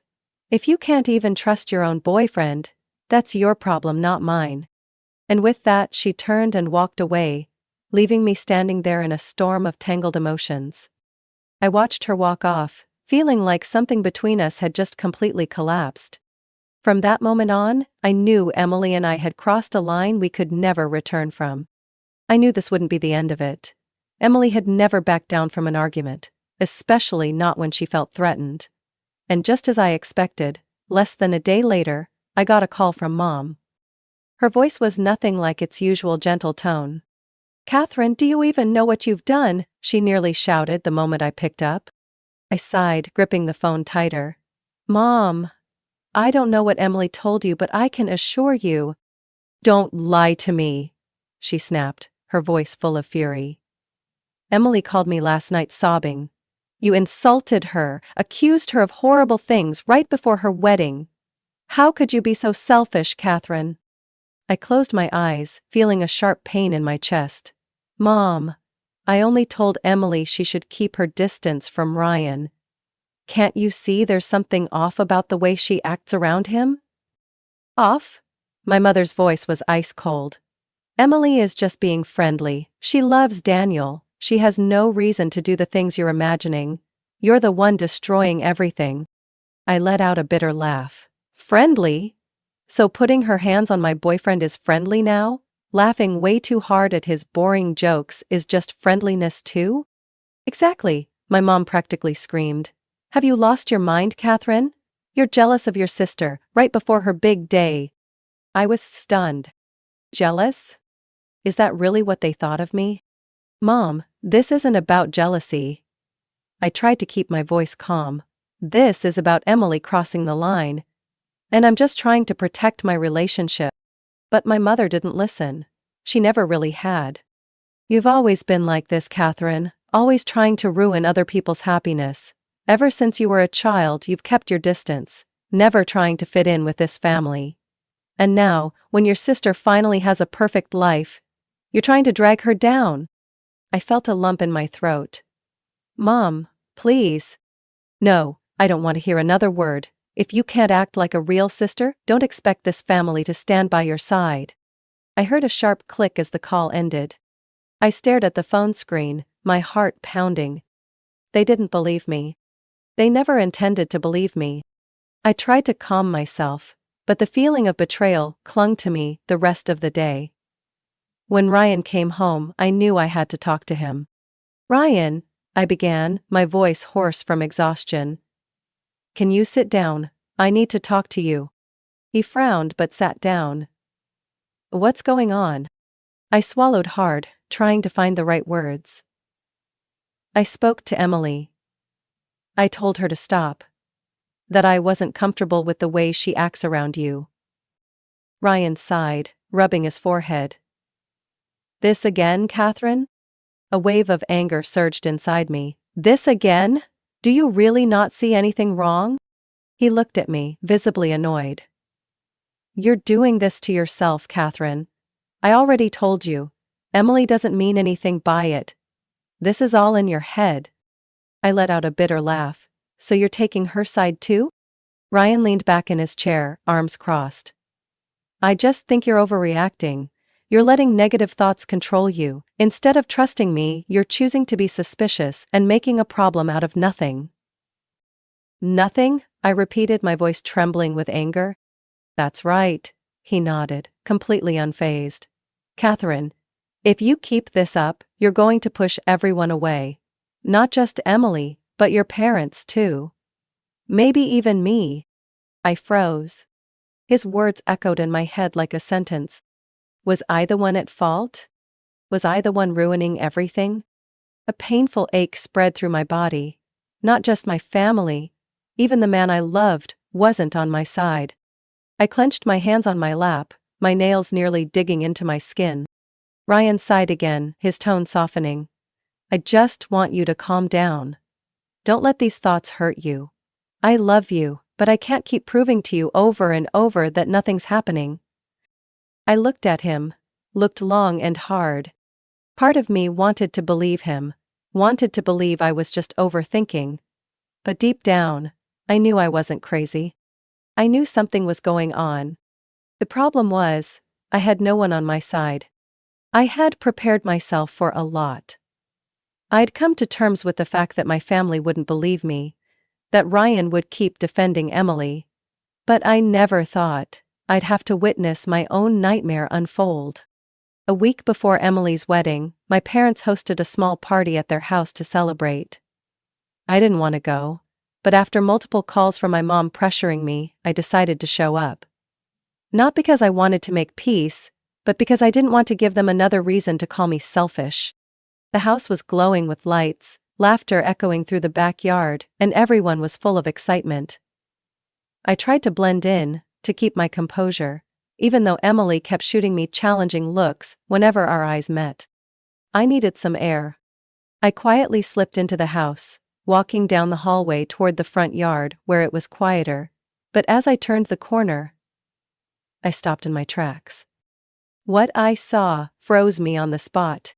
Under the dim garden lights, right next to the vine-covered fence, Ryan and Emily were kissing. It wasn't a fleeting kiss. It wasn't a misunderstanding.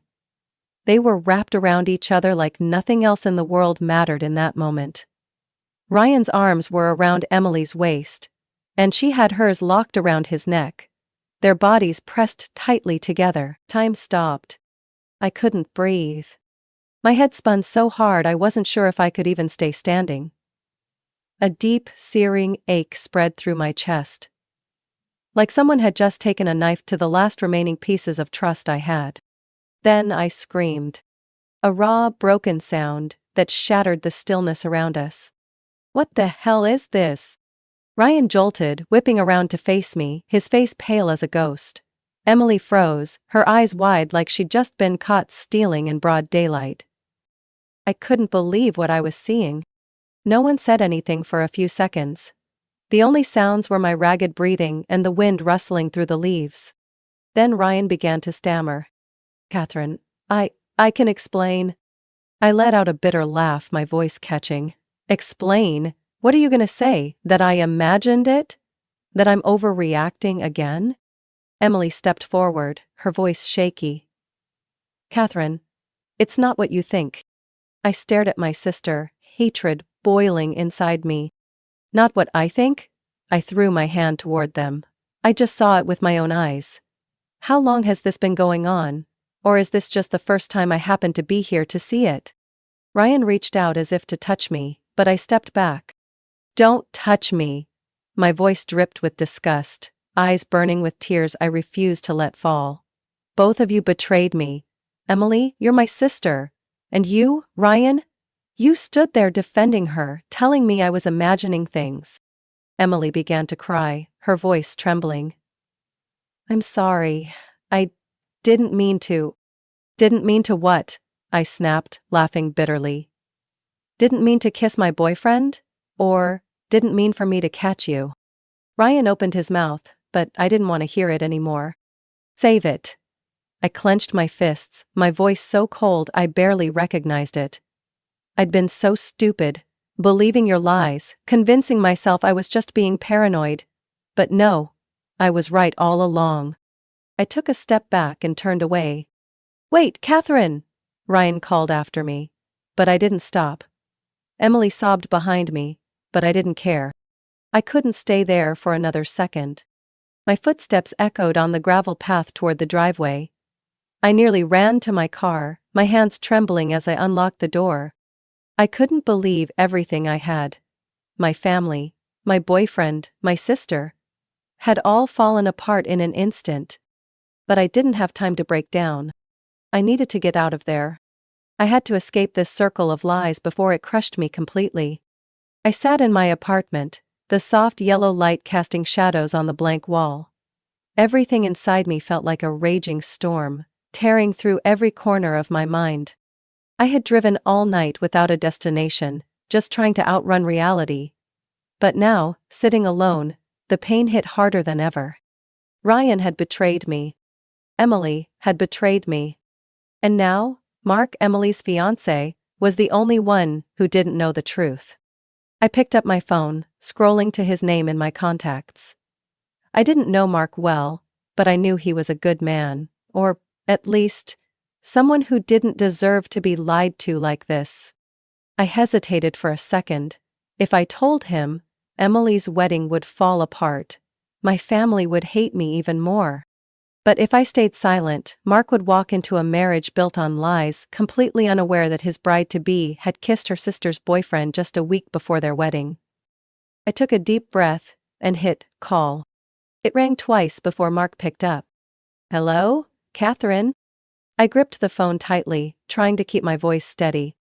Mark, I need to talk to you, it's important. He was quiet for a second. What is it? I swallowed hard. It's about Emily. I heard a sigh on the other end. If she asked you to call me and apologize for the tension between you two, then I think... It's not that, I cut him off, my voice so serious it made him go quiet. Mark, I need you to listen to me without interrupting. There was a pause of silence before he finally replied. All right, I'm listening. I closed my eyes, focusing on every word I was about to say. Last night, I saw Ryan and Emily kissing. The air seemed to freeze. Even though I couldn't see Mark's face, I could imagine him going completely still, trying to process what I had just said. What did you say? His voice dropped. I saw it with my own eyes, I said slowly and clearly. It wasn't some accidental moment. It wasn't a misunderstanding. Emily and Ryan kissed like no one else in the world existed. A sharp exhale came through the phone. Are you sure? I gripped the phone tighter. I wish I weren't, but I saw everything, and when I confronted them, they couldn't deny it. Silence. I had no idea what Mark was thinking, but I could hear his heavy breathing through the line. Finally he spoke, his voice chillingly calm. Thank you for telling me. I frowned. So, what are you going to do? He paused again. I need time to think. I can't make a decision right now. I understood. If I were him, I'd probably need time too. Mark, I'm not saying this to ruin your wedding. But you deserve to know the truth. I know, he said quietly. I'll handle it my own way. And with that, the call ended. I set my phone down on the table, a wave of exhaustion washing over me. I had done the right thing. So why did it still hurt so much? In the days that followed, I didn't hear a single word from Mark. No messages, no calls. No sign that he had confronted Emily, or that the wedding was off. I wondered if Emily had managed to lie her way out of it again, like she had with my parents, with Ryan, and with everyone else who believed in the perfect image she crafted. I wondered if Mark loved her too much to see the truth, and would willingly walk into a marriage built on betrayal. That thought drove me insane. There was nothing I could do now but wait. But I knew one thing for sure. The truth couldn't stay buried forever. I woke up that morning with a strange, hollow feeling. Today was Emily's wedding day, but I wouldn't be there. I was supposed to be a bridesmaid. I was supposed to stand beside my sister as she walked down the aisle, smiling and offering my blessing for her marriage. But now, all I could do was watch everything from afar, an outsider in my own family. The afternoon passed in silence. I didn't check my phone. I didn't want to know anything about the ceremony. I just wanted to disconnect from the entire mess. But that evening, as I lay stretched out on the couch, my phone suddenly started buzzing nonstop. It was Emma, my cousin. My heart pounded when I saw her name. Emma never called me this much. Especially not on a day like today. I picked up, "Hello?" On the other end, Emma's voice was full of urgency. "Oh my God, Catherine, you're not going to believe what just happened." I sat up straight. "What happened?" Emma took a deep breath, like she still couldn't believe what she was about to say. "Mark called off the wedding. Right at the altar." I froze. Minute, everything was normal. Emma spoke quickly, breathless with excitement. Emily walked down the aisle. Everyone was looking at her with admiration. She looked perfect in her white dress, like the whole world revolved around her. A chill ran down my spine. But when it got to the vows, Emma continued. Mark suddenly paused. He took a deep breath and looked Emily straight in the eye. I held my breath. And then, he said right there in front of everyone, that he couldn't marry a cheater. I was stunned. He said it loud and clear, every word. Emma continued, her voice still shaking. He said he knew everything, that Emily had cheated on him with Ryan, her sister's boyfriend. I sat frozen on the couch. Everyone was in shock. The whole church went silent for a few seconds. Then Emily started crying, yelling that it wasn't true. But Mark didn't listen. I swallowed hard, unsure of what I was supposed to feel in that moment. He said he couldn't marry someone like her, Emma went on, and then he turned around and walked out. Right in front of everyone. I sat there, unmoving, every word Emma said stirring a storm in my mind. Emily, the spoiled, favored sister, who always thought she could do anything without consequences, had been left at the altar, in the exact moment she believed she had won. I closed my eyes, overwhelmed by a flood of conflicting emotions. Part of me wanted her to face the consequences, but another part couldn't help but feel a sting of sadness. What happened after that? I asked, my voice trembling slightly. Emma laughed. Your parents panicked. They rushed over to Emily asking what was going on, but she just sobbed and couldn't get a single word out. I could picture it clearly. My mom, eyes wide with shock, unable to believe her perfect daughter had just been exposed in front of everyone. We tried to salvage the situation, but Mark was already gone, and the guests started whispering and gossiping. I bit my lip, holding back the flood of emotions rising inside me. So what now? I asked. Emily ran out of the chapel, Emma said. She completely broke down. She screamed that it was all lies, that someone set her up. But no one believed her, Catherine. I took a deep breath, feeling relief for the first time in weeks. The truth was out. Emily might have manipulated my parents, might have fooled Ryan, but she couldn't control everyone. And in the end, Mark had made the right choice. I leaned back into the couch, letting everything I'd just heard sink in. "So, are you okay?" Emma asked, her voice softer now. I closed my eyes. I don't know. I couldn't say I was happy, but for the first time in a long time, I didn't feel crazy for trusting my own instincts. I put the phone down, but my heart still pounded in my chest. Emma's words replayed in my mind like a slow-motion film. Mark calling Emily out. The wedding collapsing. My parents panicking. My sister crying in front of everyone. The truth had finally come to light. I should have felt triumphant, but strangely, all I felt was a deep, aching emptiness. In the days that followed, I tried to live as normally as I could. I went to work, ate properly, even made time to exercise to keep my mind from drifting back into the past. But the pain lingered, dull and persistent like a wound that hadn't healed. I didn't hear from Emily, not a text, not a call. After everything, I was no longer the sister she could manipulate. My parents didn't reach out either. Maybe they were still busy cleaning up the mess their golden child had made. Or maybe they were too angry at me, convinced I was the one who ruined Emily's wedding. But I didn't care anymore. They chose to believe Emily over me. And that's not my fault. One afternoon I sat on the couch, watching the sunset stretch across the sky outside my window. I held my phone in my hand, scrolling through old messages between me and Ryan. Conversations, filled with laughter, sweet words that once felt so real. Now, it was all just ashes. I had loved Ryan, I had trusted him. But he chose to betray me. And Emily, the one person I should be able to count on, was the one who stabbed me in the back. I took a deep breath, then deleted every message. There was nothing left to hold on to. A week later, I decided to leave the city for a while. I booked a flight to the beach town I'd always wanted to visit but never had the chance. I needed a place to breathe, to let go of everything that had hurt me. Standing on that wide, open beach, listening to the waves crashing on the shore, I felt lighter than I had in a long time. I was no longer trapped in a cycle of betrayal.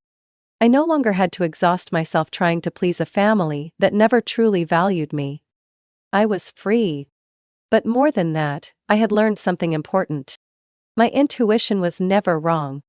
I had felt something was off from the beginning, but I kept convincing myself I was just imagining it. I let others make me doubt my own judgment, only to be betrayed in the most painful way. But I would never let that happen again. I would trust myself. And from this moment on, I would live the life I deserve. Not for anyone else, but for me. Catherine's story is a powerful reminder of the value of intuition and self-respect. In life, we are often manipulated into doubting ourselves, into believing our discomfort is just paranoia. But the truth is, gut instincts rarely lie. Setting boundaries, even if it isolates us or draws criticism, is more important than living inside a web of deception. Not everyone deserves our trust, and sometimes losing people is the only way to truly find ourselves. What do you think about Catherine's story? Should she forgive her family, or continue walking her own path? Share your thoughts in the comments. And don't forget to follow the channel for more emotional, thought-provoking stories about family, love, and life. I am Ariana Miller, born and raised in a wealthy family in the upscale Buckhead neighborhood of Atlanta. In that world, value wasn't measured by kindness or passion, but by job titles on business cards, brand names on handbags, and how often your name appeared under gold donors in charity magazine columns. My father, Thomas Miller, was a renowned real estate investor, the kind of man who could call the mayor at 2 a.m. and still get through like an old friend. My mother, Evelyn, didn't work, but was never idle. She managed the family image, as she proudly claimed, scheduling donor dinners, silent auctions, and me. To her, I was an unfinished blueprint, a project that needed refining to fit the polished portrait of the Miller legacy. I was the middle child. My older brother Brandon was the living embodiment of family pride, a Georgetown political science graduate now serving as a senior advisor to a senator. My younger sister Madison had just turned 22, studying law at Harvard, and had once appeared on television as Miss Southern Scholar of the Year. And me, I knew how to cook since I was 8, not just cracking eggs or pouring milk. I mean, diving into the aroma of cinnamon, the bite of dried chili, and the crisp crackle of perfectly seared duck skin. While others dreamed of becoming CEOs, I just wanted to stand beside a stove, wooden spoon in hand, heart racing with the rhythm of simmering stock. But in our household, cooking meant one thing: failure. What are you thinking? Go to college just to spend your life covered in grease and knives? My mother once screamed in the middle of the living room when I let slip that I wanted to attend culinary school in New Orleans. My father was colder, more surgical. He lifted his whiskey glass, leaned back, and said, "You can cook when you're someone's wife, but if you plan to make a living off a kitchen, forget about calling yourself a miller." I didn't cry. I had gotten used to that contemptuous stare ever since I was 13, when my mother forced me to quit baking club in favor of more SAT prep. I never beat Madison in debate competitions, nor could I get my father to mention me during dinner parties like he did with Brandon. But I had something they didn't: a wild belief that food could make people go silent and then cry. I learned to cook in the kitchen of our housekeeper, Rosa, a woman from Mexico, the only person in our home who ever told me, "You have the soul of someone who nourishes." I didn't fully understand it at the time. I only knew Rosa always let me taste the broth first and taught me to sense flavor with my tongue, not with a recipe. By 16, I was crafting menus and hosting secret dinners for friends in the basement when my parents were away. We'd eat truffle mushroom chicken, sip fresh lime and mint juice, dim the lights, and light candles. One friend once whispered, "If you opened a restaurant, I'd wash dishes just to eat there every day." I laughed. But deep down, for the first time, I believed a different life might exist. A life where passion wasn't treated as shameful. My mother didn't agree. When she found out, she grabbed my wrist tight, eyes blazing, and said, "If you keep this foolish little chef act going, don't blame me when no one acknowledges you at your coming-of-age gala." It was a party she had planned for 2 years, with nearly 100 guests, including at least 3 congressmen and a Fortune 500 CEO. I understood her message loud and clear. In her eyes, a girl who cooked didn't belong at the same table as someone in a tuxedo. I didn't argue anymore.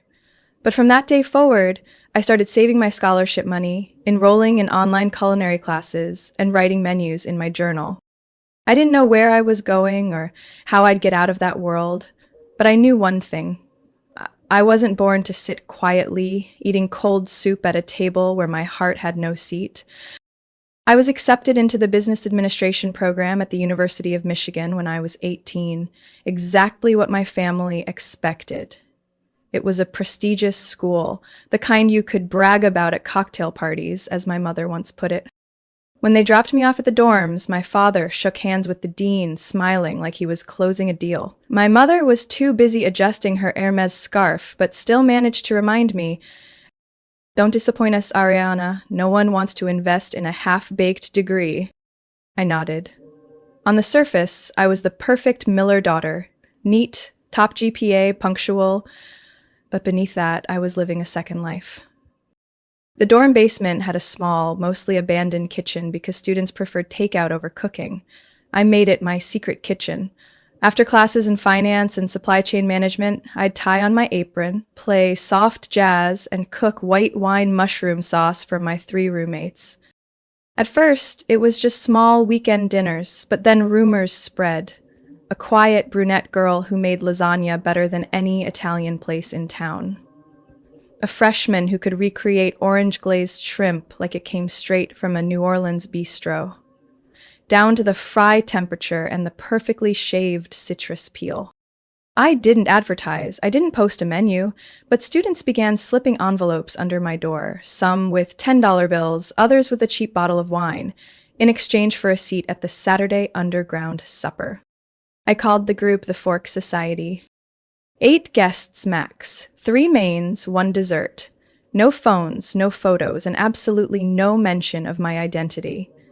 They thought I was just some quirky senior art student, not the daughter of Thomas Miller. Meanwhile, I remained top of my class in market analysis and investment strategy, I wasn't allowed to fail in the world my family built. By day, I sat in the front row of corporate finance lectures. By night, I chopped onions until my eyes burned, too scared to turn on the kitchen fan in case the dorm guards heard. I lived this way for almost 2 years, a double life. On one side, Ariana Miller, honors student and heir to Miller Properties. On the other, a beanie-wearing girl sneaking out to the grocery store at 11 p.m. to buy organic shallots and preservative-free pie crust. Then, everything unraveled in the winter of my sophomore year. One night, as I was prepping clove-braised lamb, someone knocked on my door, hard and fast. I opened it to see Olivia, my classmate from marketing, pale and panicked. Ariana, you're on BuzzFeed. I froze. She held out her phone. The headline read, "The Hidden Star of the Fork Society, Underground Chef Taking East Campus by Storm." The photos weren't clear, but the corner of the room, my copper pot, the striped scarf I always tied in my hair, it was all unmistakable. I knew who took them, a communications student who had once attended dinner and quietly filmed. I had suspected something from his expressions, but not enough to act.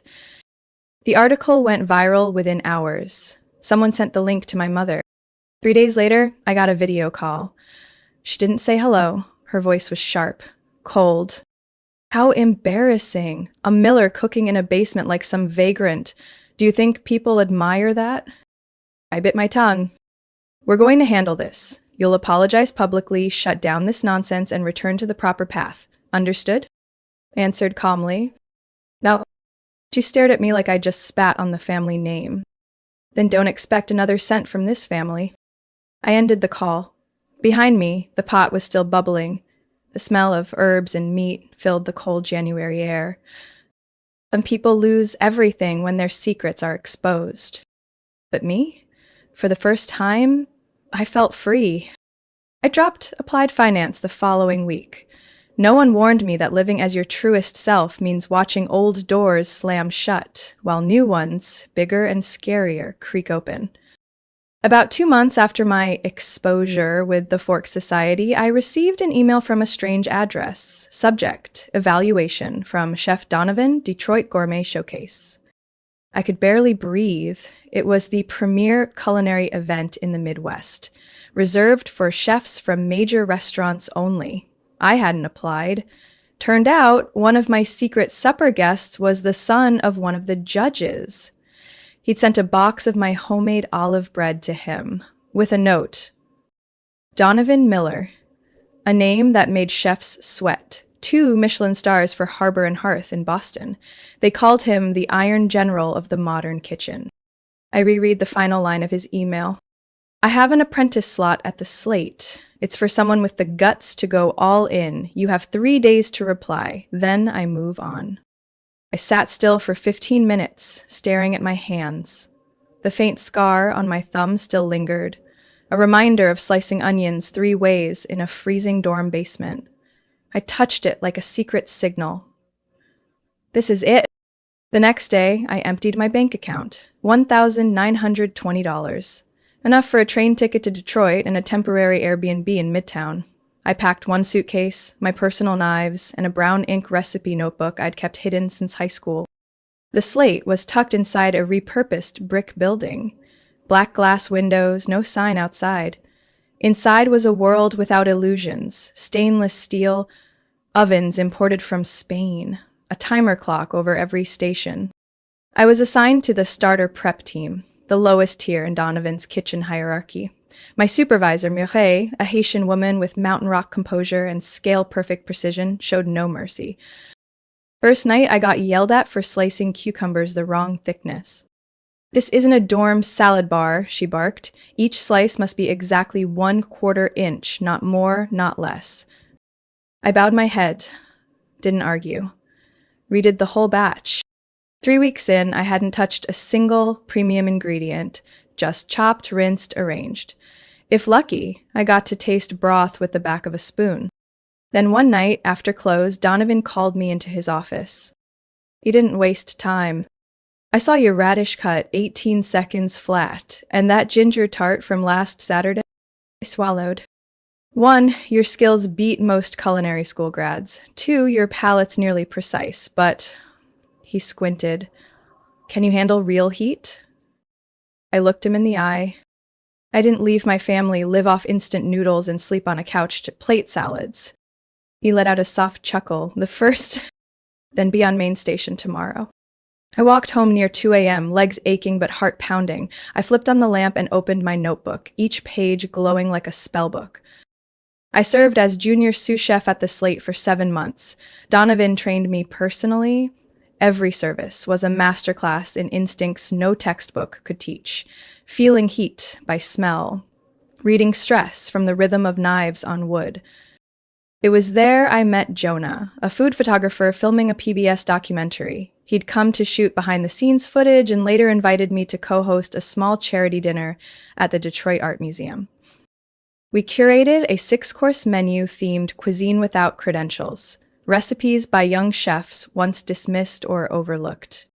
That night, one of the guests was Marcus Hall, founder of Cordon Square Ventures, a firm that funds independent chefs to launch their own restaurants.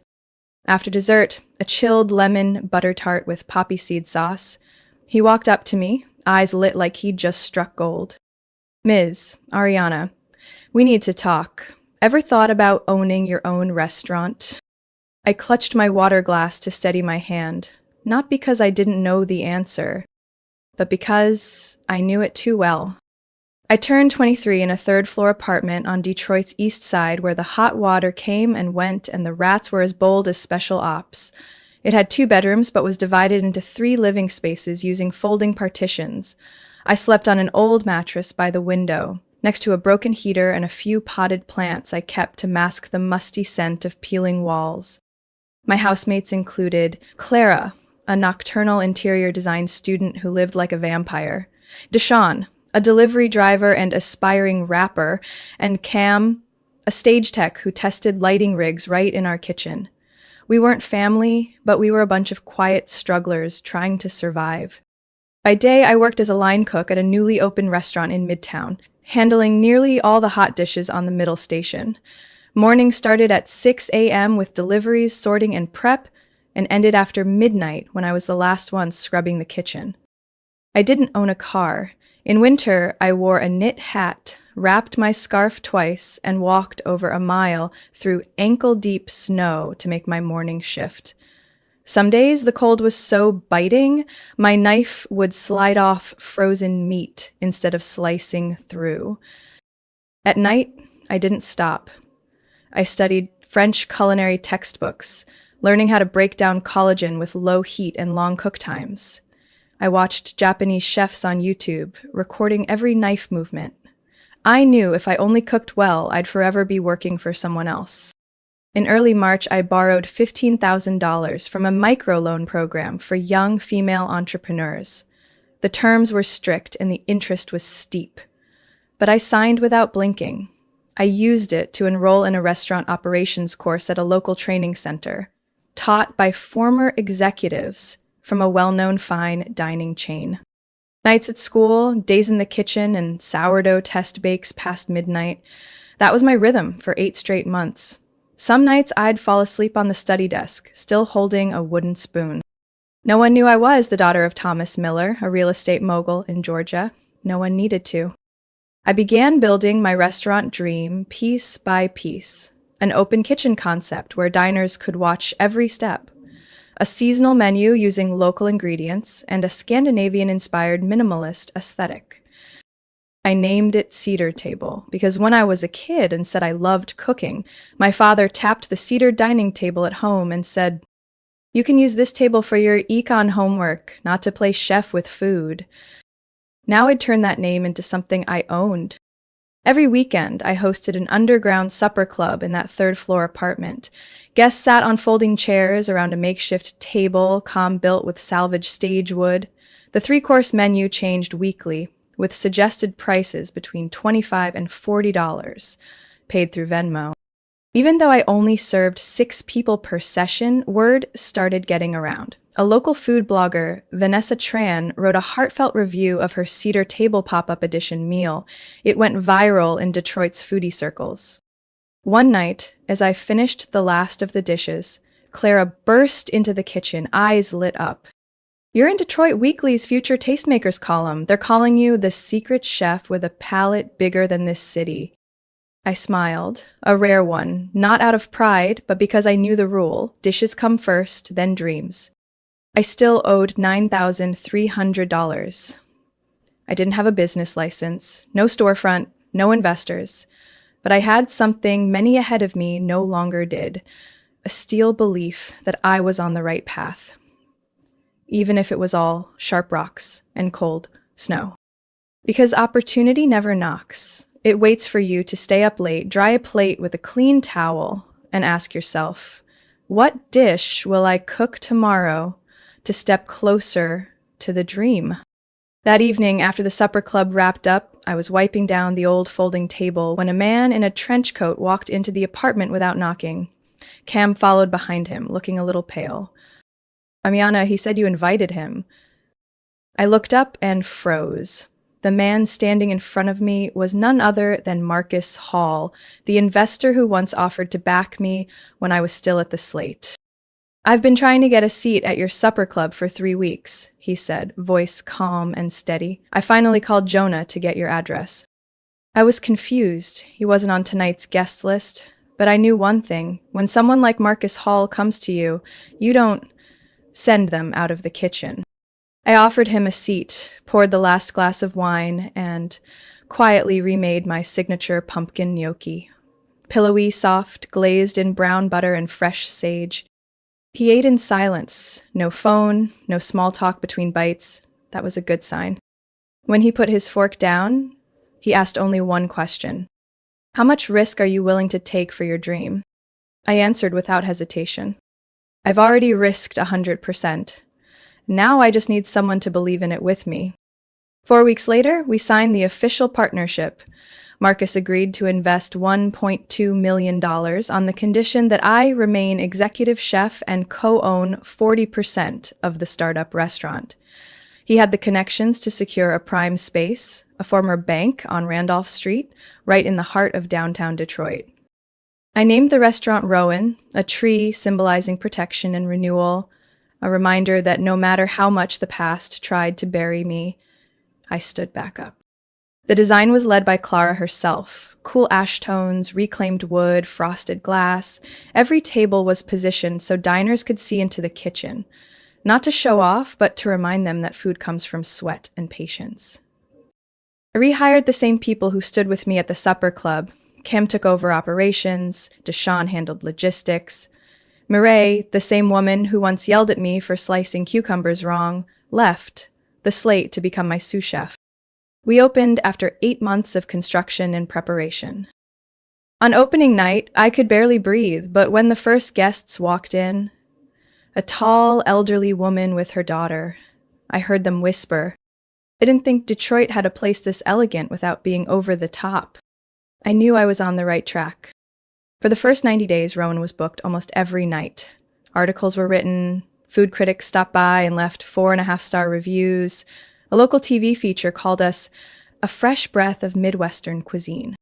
But success didn't mean peace. 4 months after opening, I found out Marcus was planning to open a second Rowan in Chicago, without discussing it with me.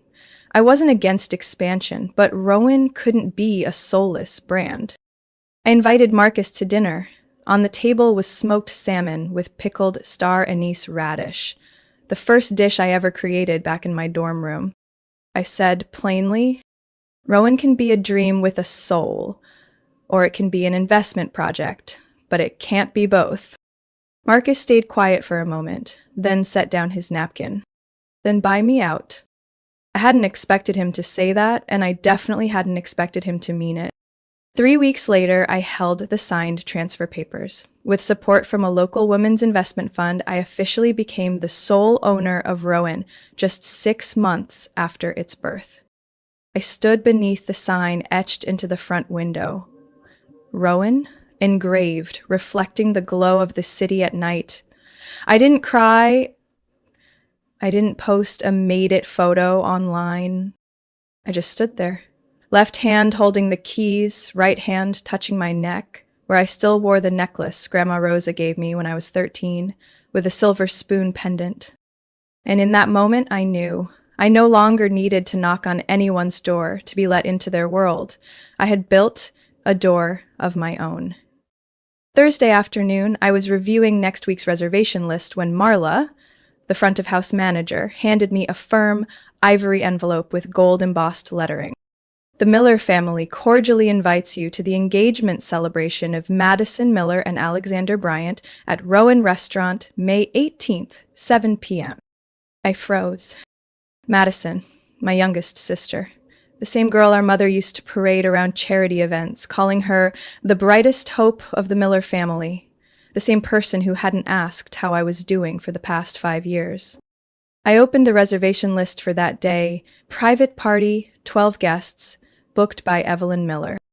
No mention of any relation to the restaurant owner. They didn't know.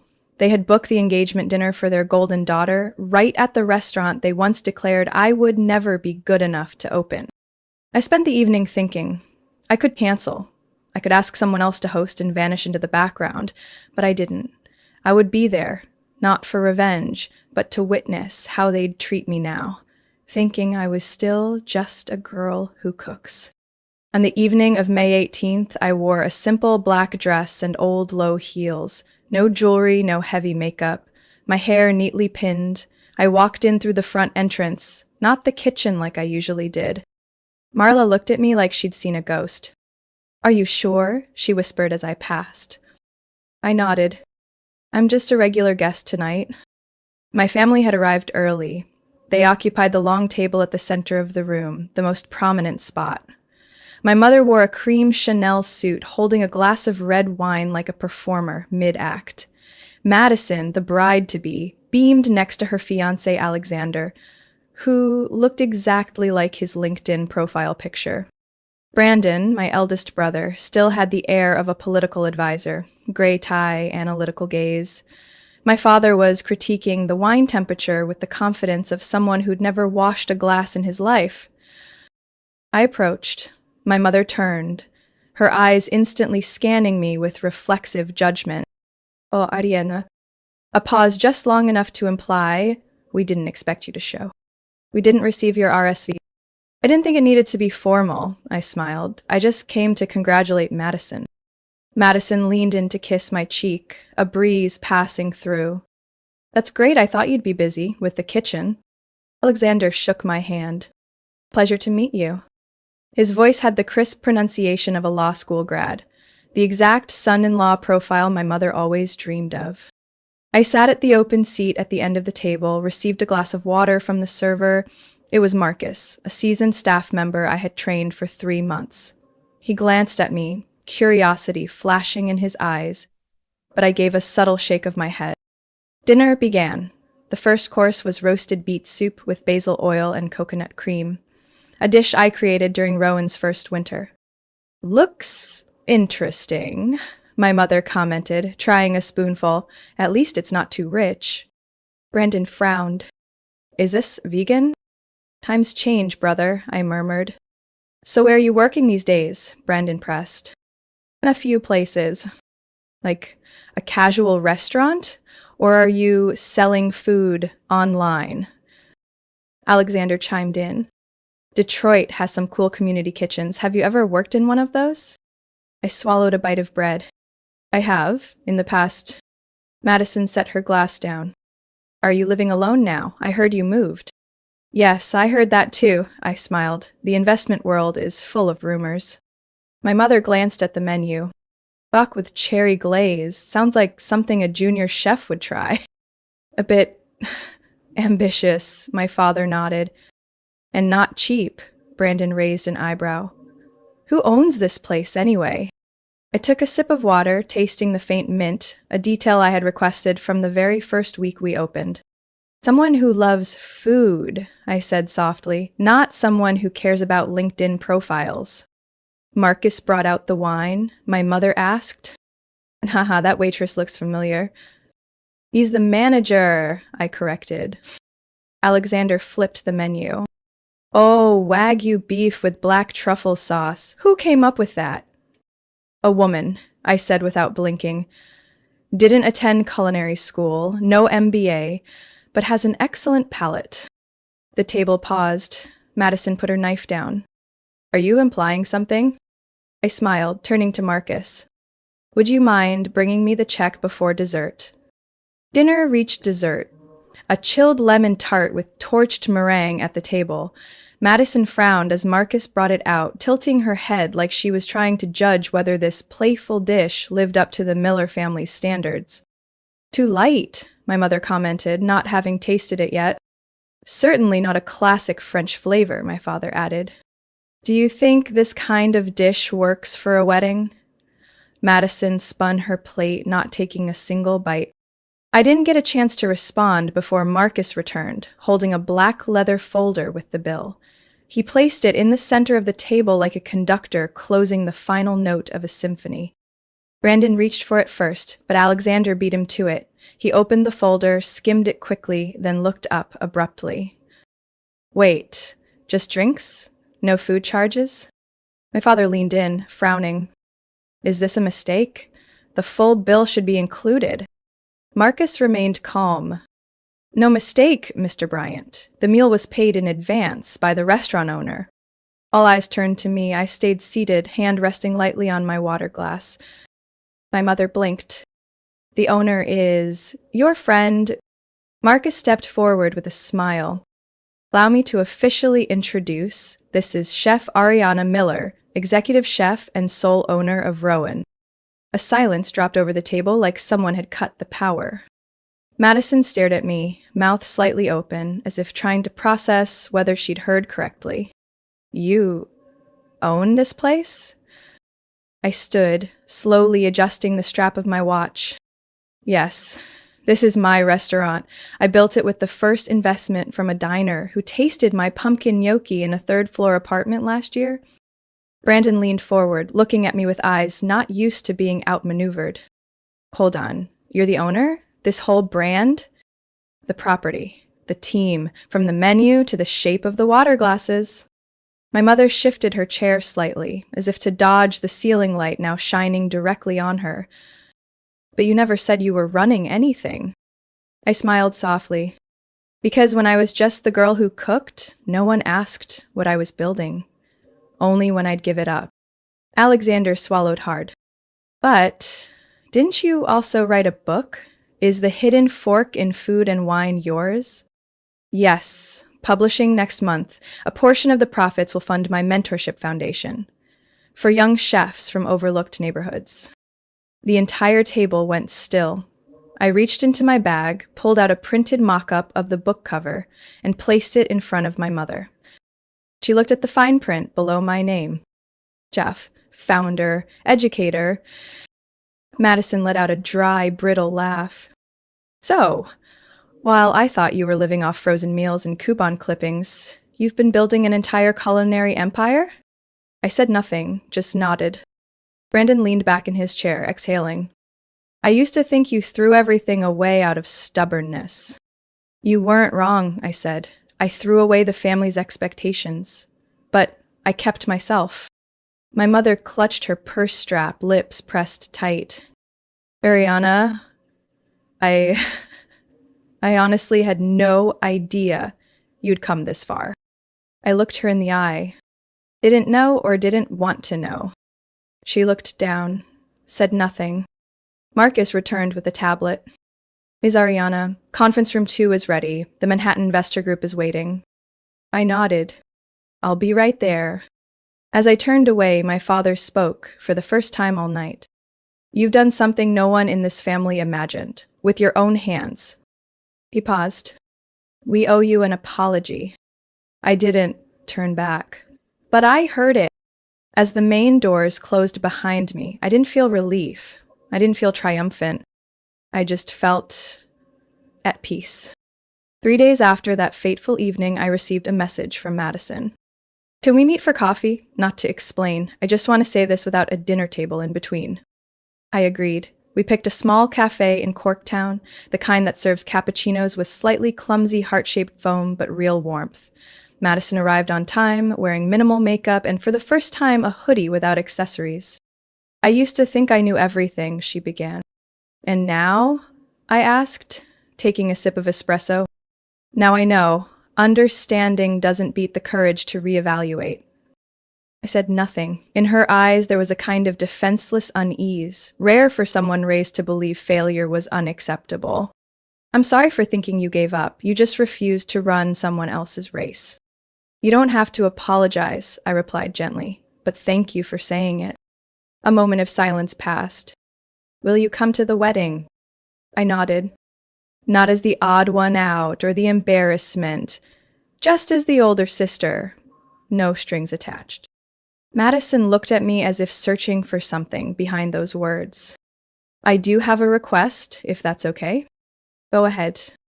I want the rehearsal dinner, the intimate one, held at Rowan, not because it's fancy, but because I want the people who matter most to taste your food and understand your story through flavor, not secondhand tales. I didn't respond right away, but when I smiled and gently touched her coffee cup, she knew it was a yes. That evening, the official engagement dinner, not a performance, but something truly personal, I stood in my familiar kitchen wearing my chef's coat with AM embroidered over the heart. The menu I prepared wasn't for show. I chose what felt close: multigrain bread toasted in brown butter with sea salt, wild mushroom soup simmered in a 16-hour bone broth, seared duck in orange reduction, just like Rosé used to make for me. Each dish carried a piece of my life. No lengthy explanations needed. They just had to eat and feel. My mother was the first to walk into the kitchen after the meal. Not to compliment me, that would have been too out of character, but simply to stand there. I never realized a kitchen could be this quiet, she said, glancing around. That's how I run it. No shouting, no banging knives, just focus. She nodded, her hand brushing the cold, stainless steel counter. When you were little, I used to think passion was a luxury. Now I see, it's the backbone. I didn't reply right away. That kind of admission from her was a form of courage I never expected. I may not understand all of you, she continued, but I know. If there's anyone in this family to be proud of today, it's you. For the first time in years, I saw her eyes without judgment or calculation, just the look of a real mother. Late, but genuine. 2 weeks later, the wedding took place in a small garden behind the Detroit Art Museum. I wasn't in the front row. I didn't wear anything flashy. But when Madison introduced me to the guests, this is my sister, the strongest woman I know, and also the reason tonight's appetizer surprised everyone so much. I saw something I once thought impossible in my mother's smile, my father's nod, in the silent squeeze of Brandon's hand. Recognition. Without conditions. I didn't need them to understand everything I had been through. I only needed them to know. I didn't fail because I chose a different path. I succeeded because I dared to walk it alone. And now, I'm no longer trying to be someone they can be proud of. I've become someone I am proud of. No permission, no proof, just living, with all the strength and grace that kitchen taught me. Ariana's story is proof that success doesn't need a stamp of approval from family or society. It comes from unwavering passion and the courage to walk your own path. In real life, many people, like Ariana, have been dismissed for choosing differently, but it's their perseverance and belief in their own worth that leads to true achievement. The most powerful recognition doesn't come from the outside. It comes from that moment you lift your head high and know, I wrote my own story. What do you think about Ariana's choices and journey? Would you dare to walk alone like she did? Share your thoughts in the comments, and don't forget to follow the channel for more heartfelt stories about life and family.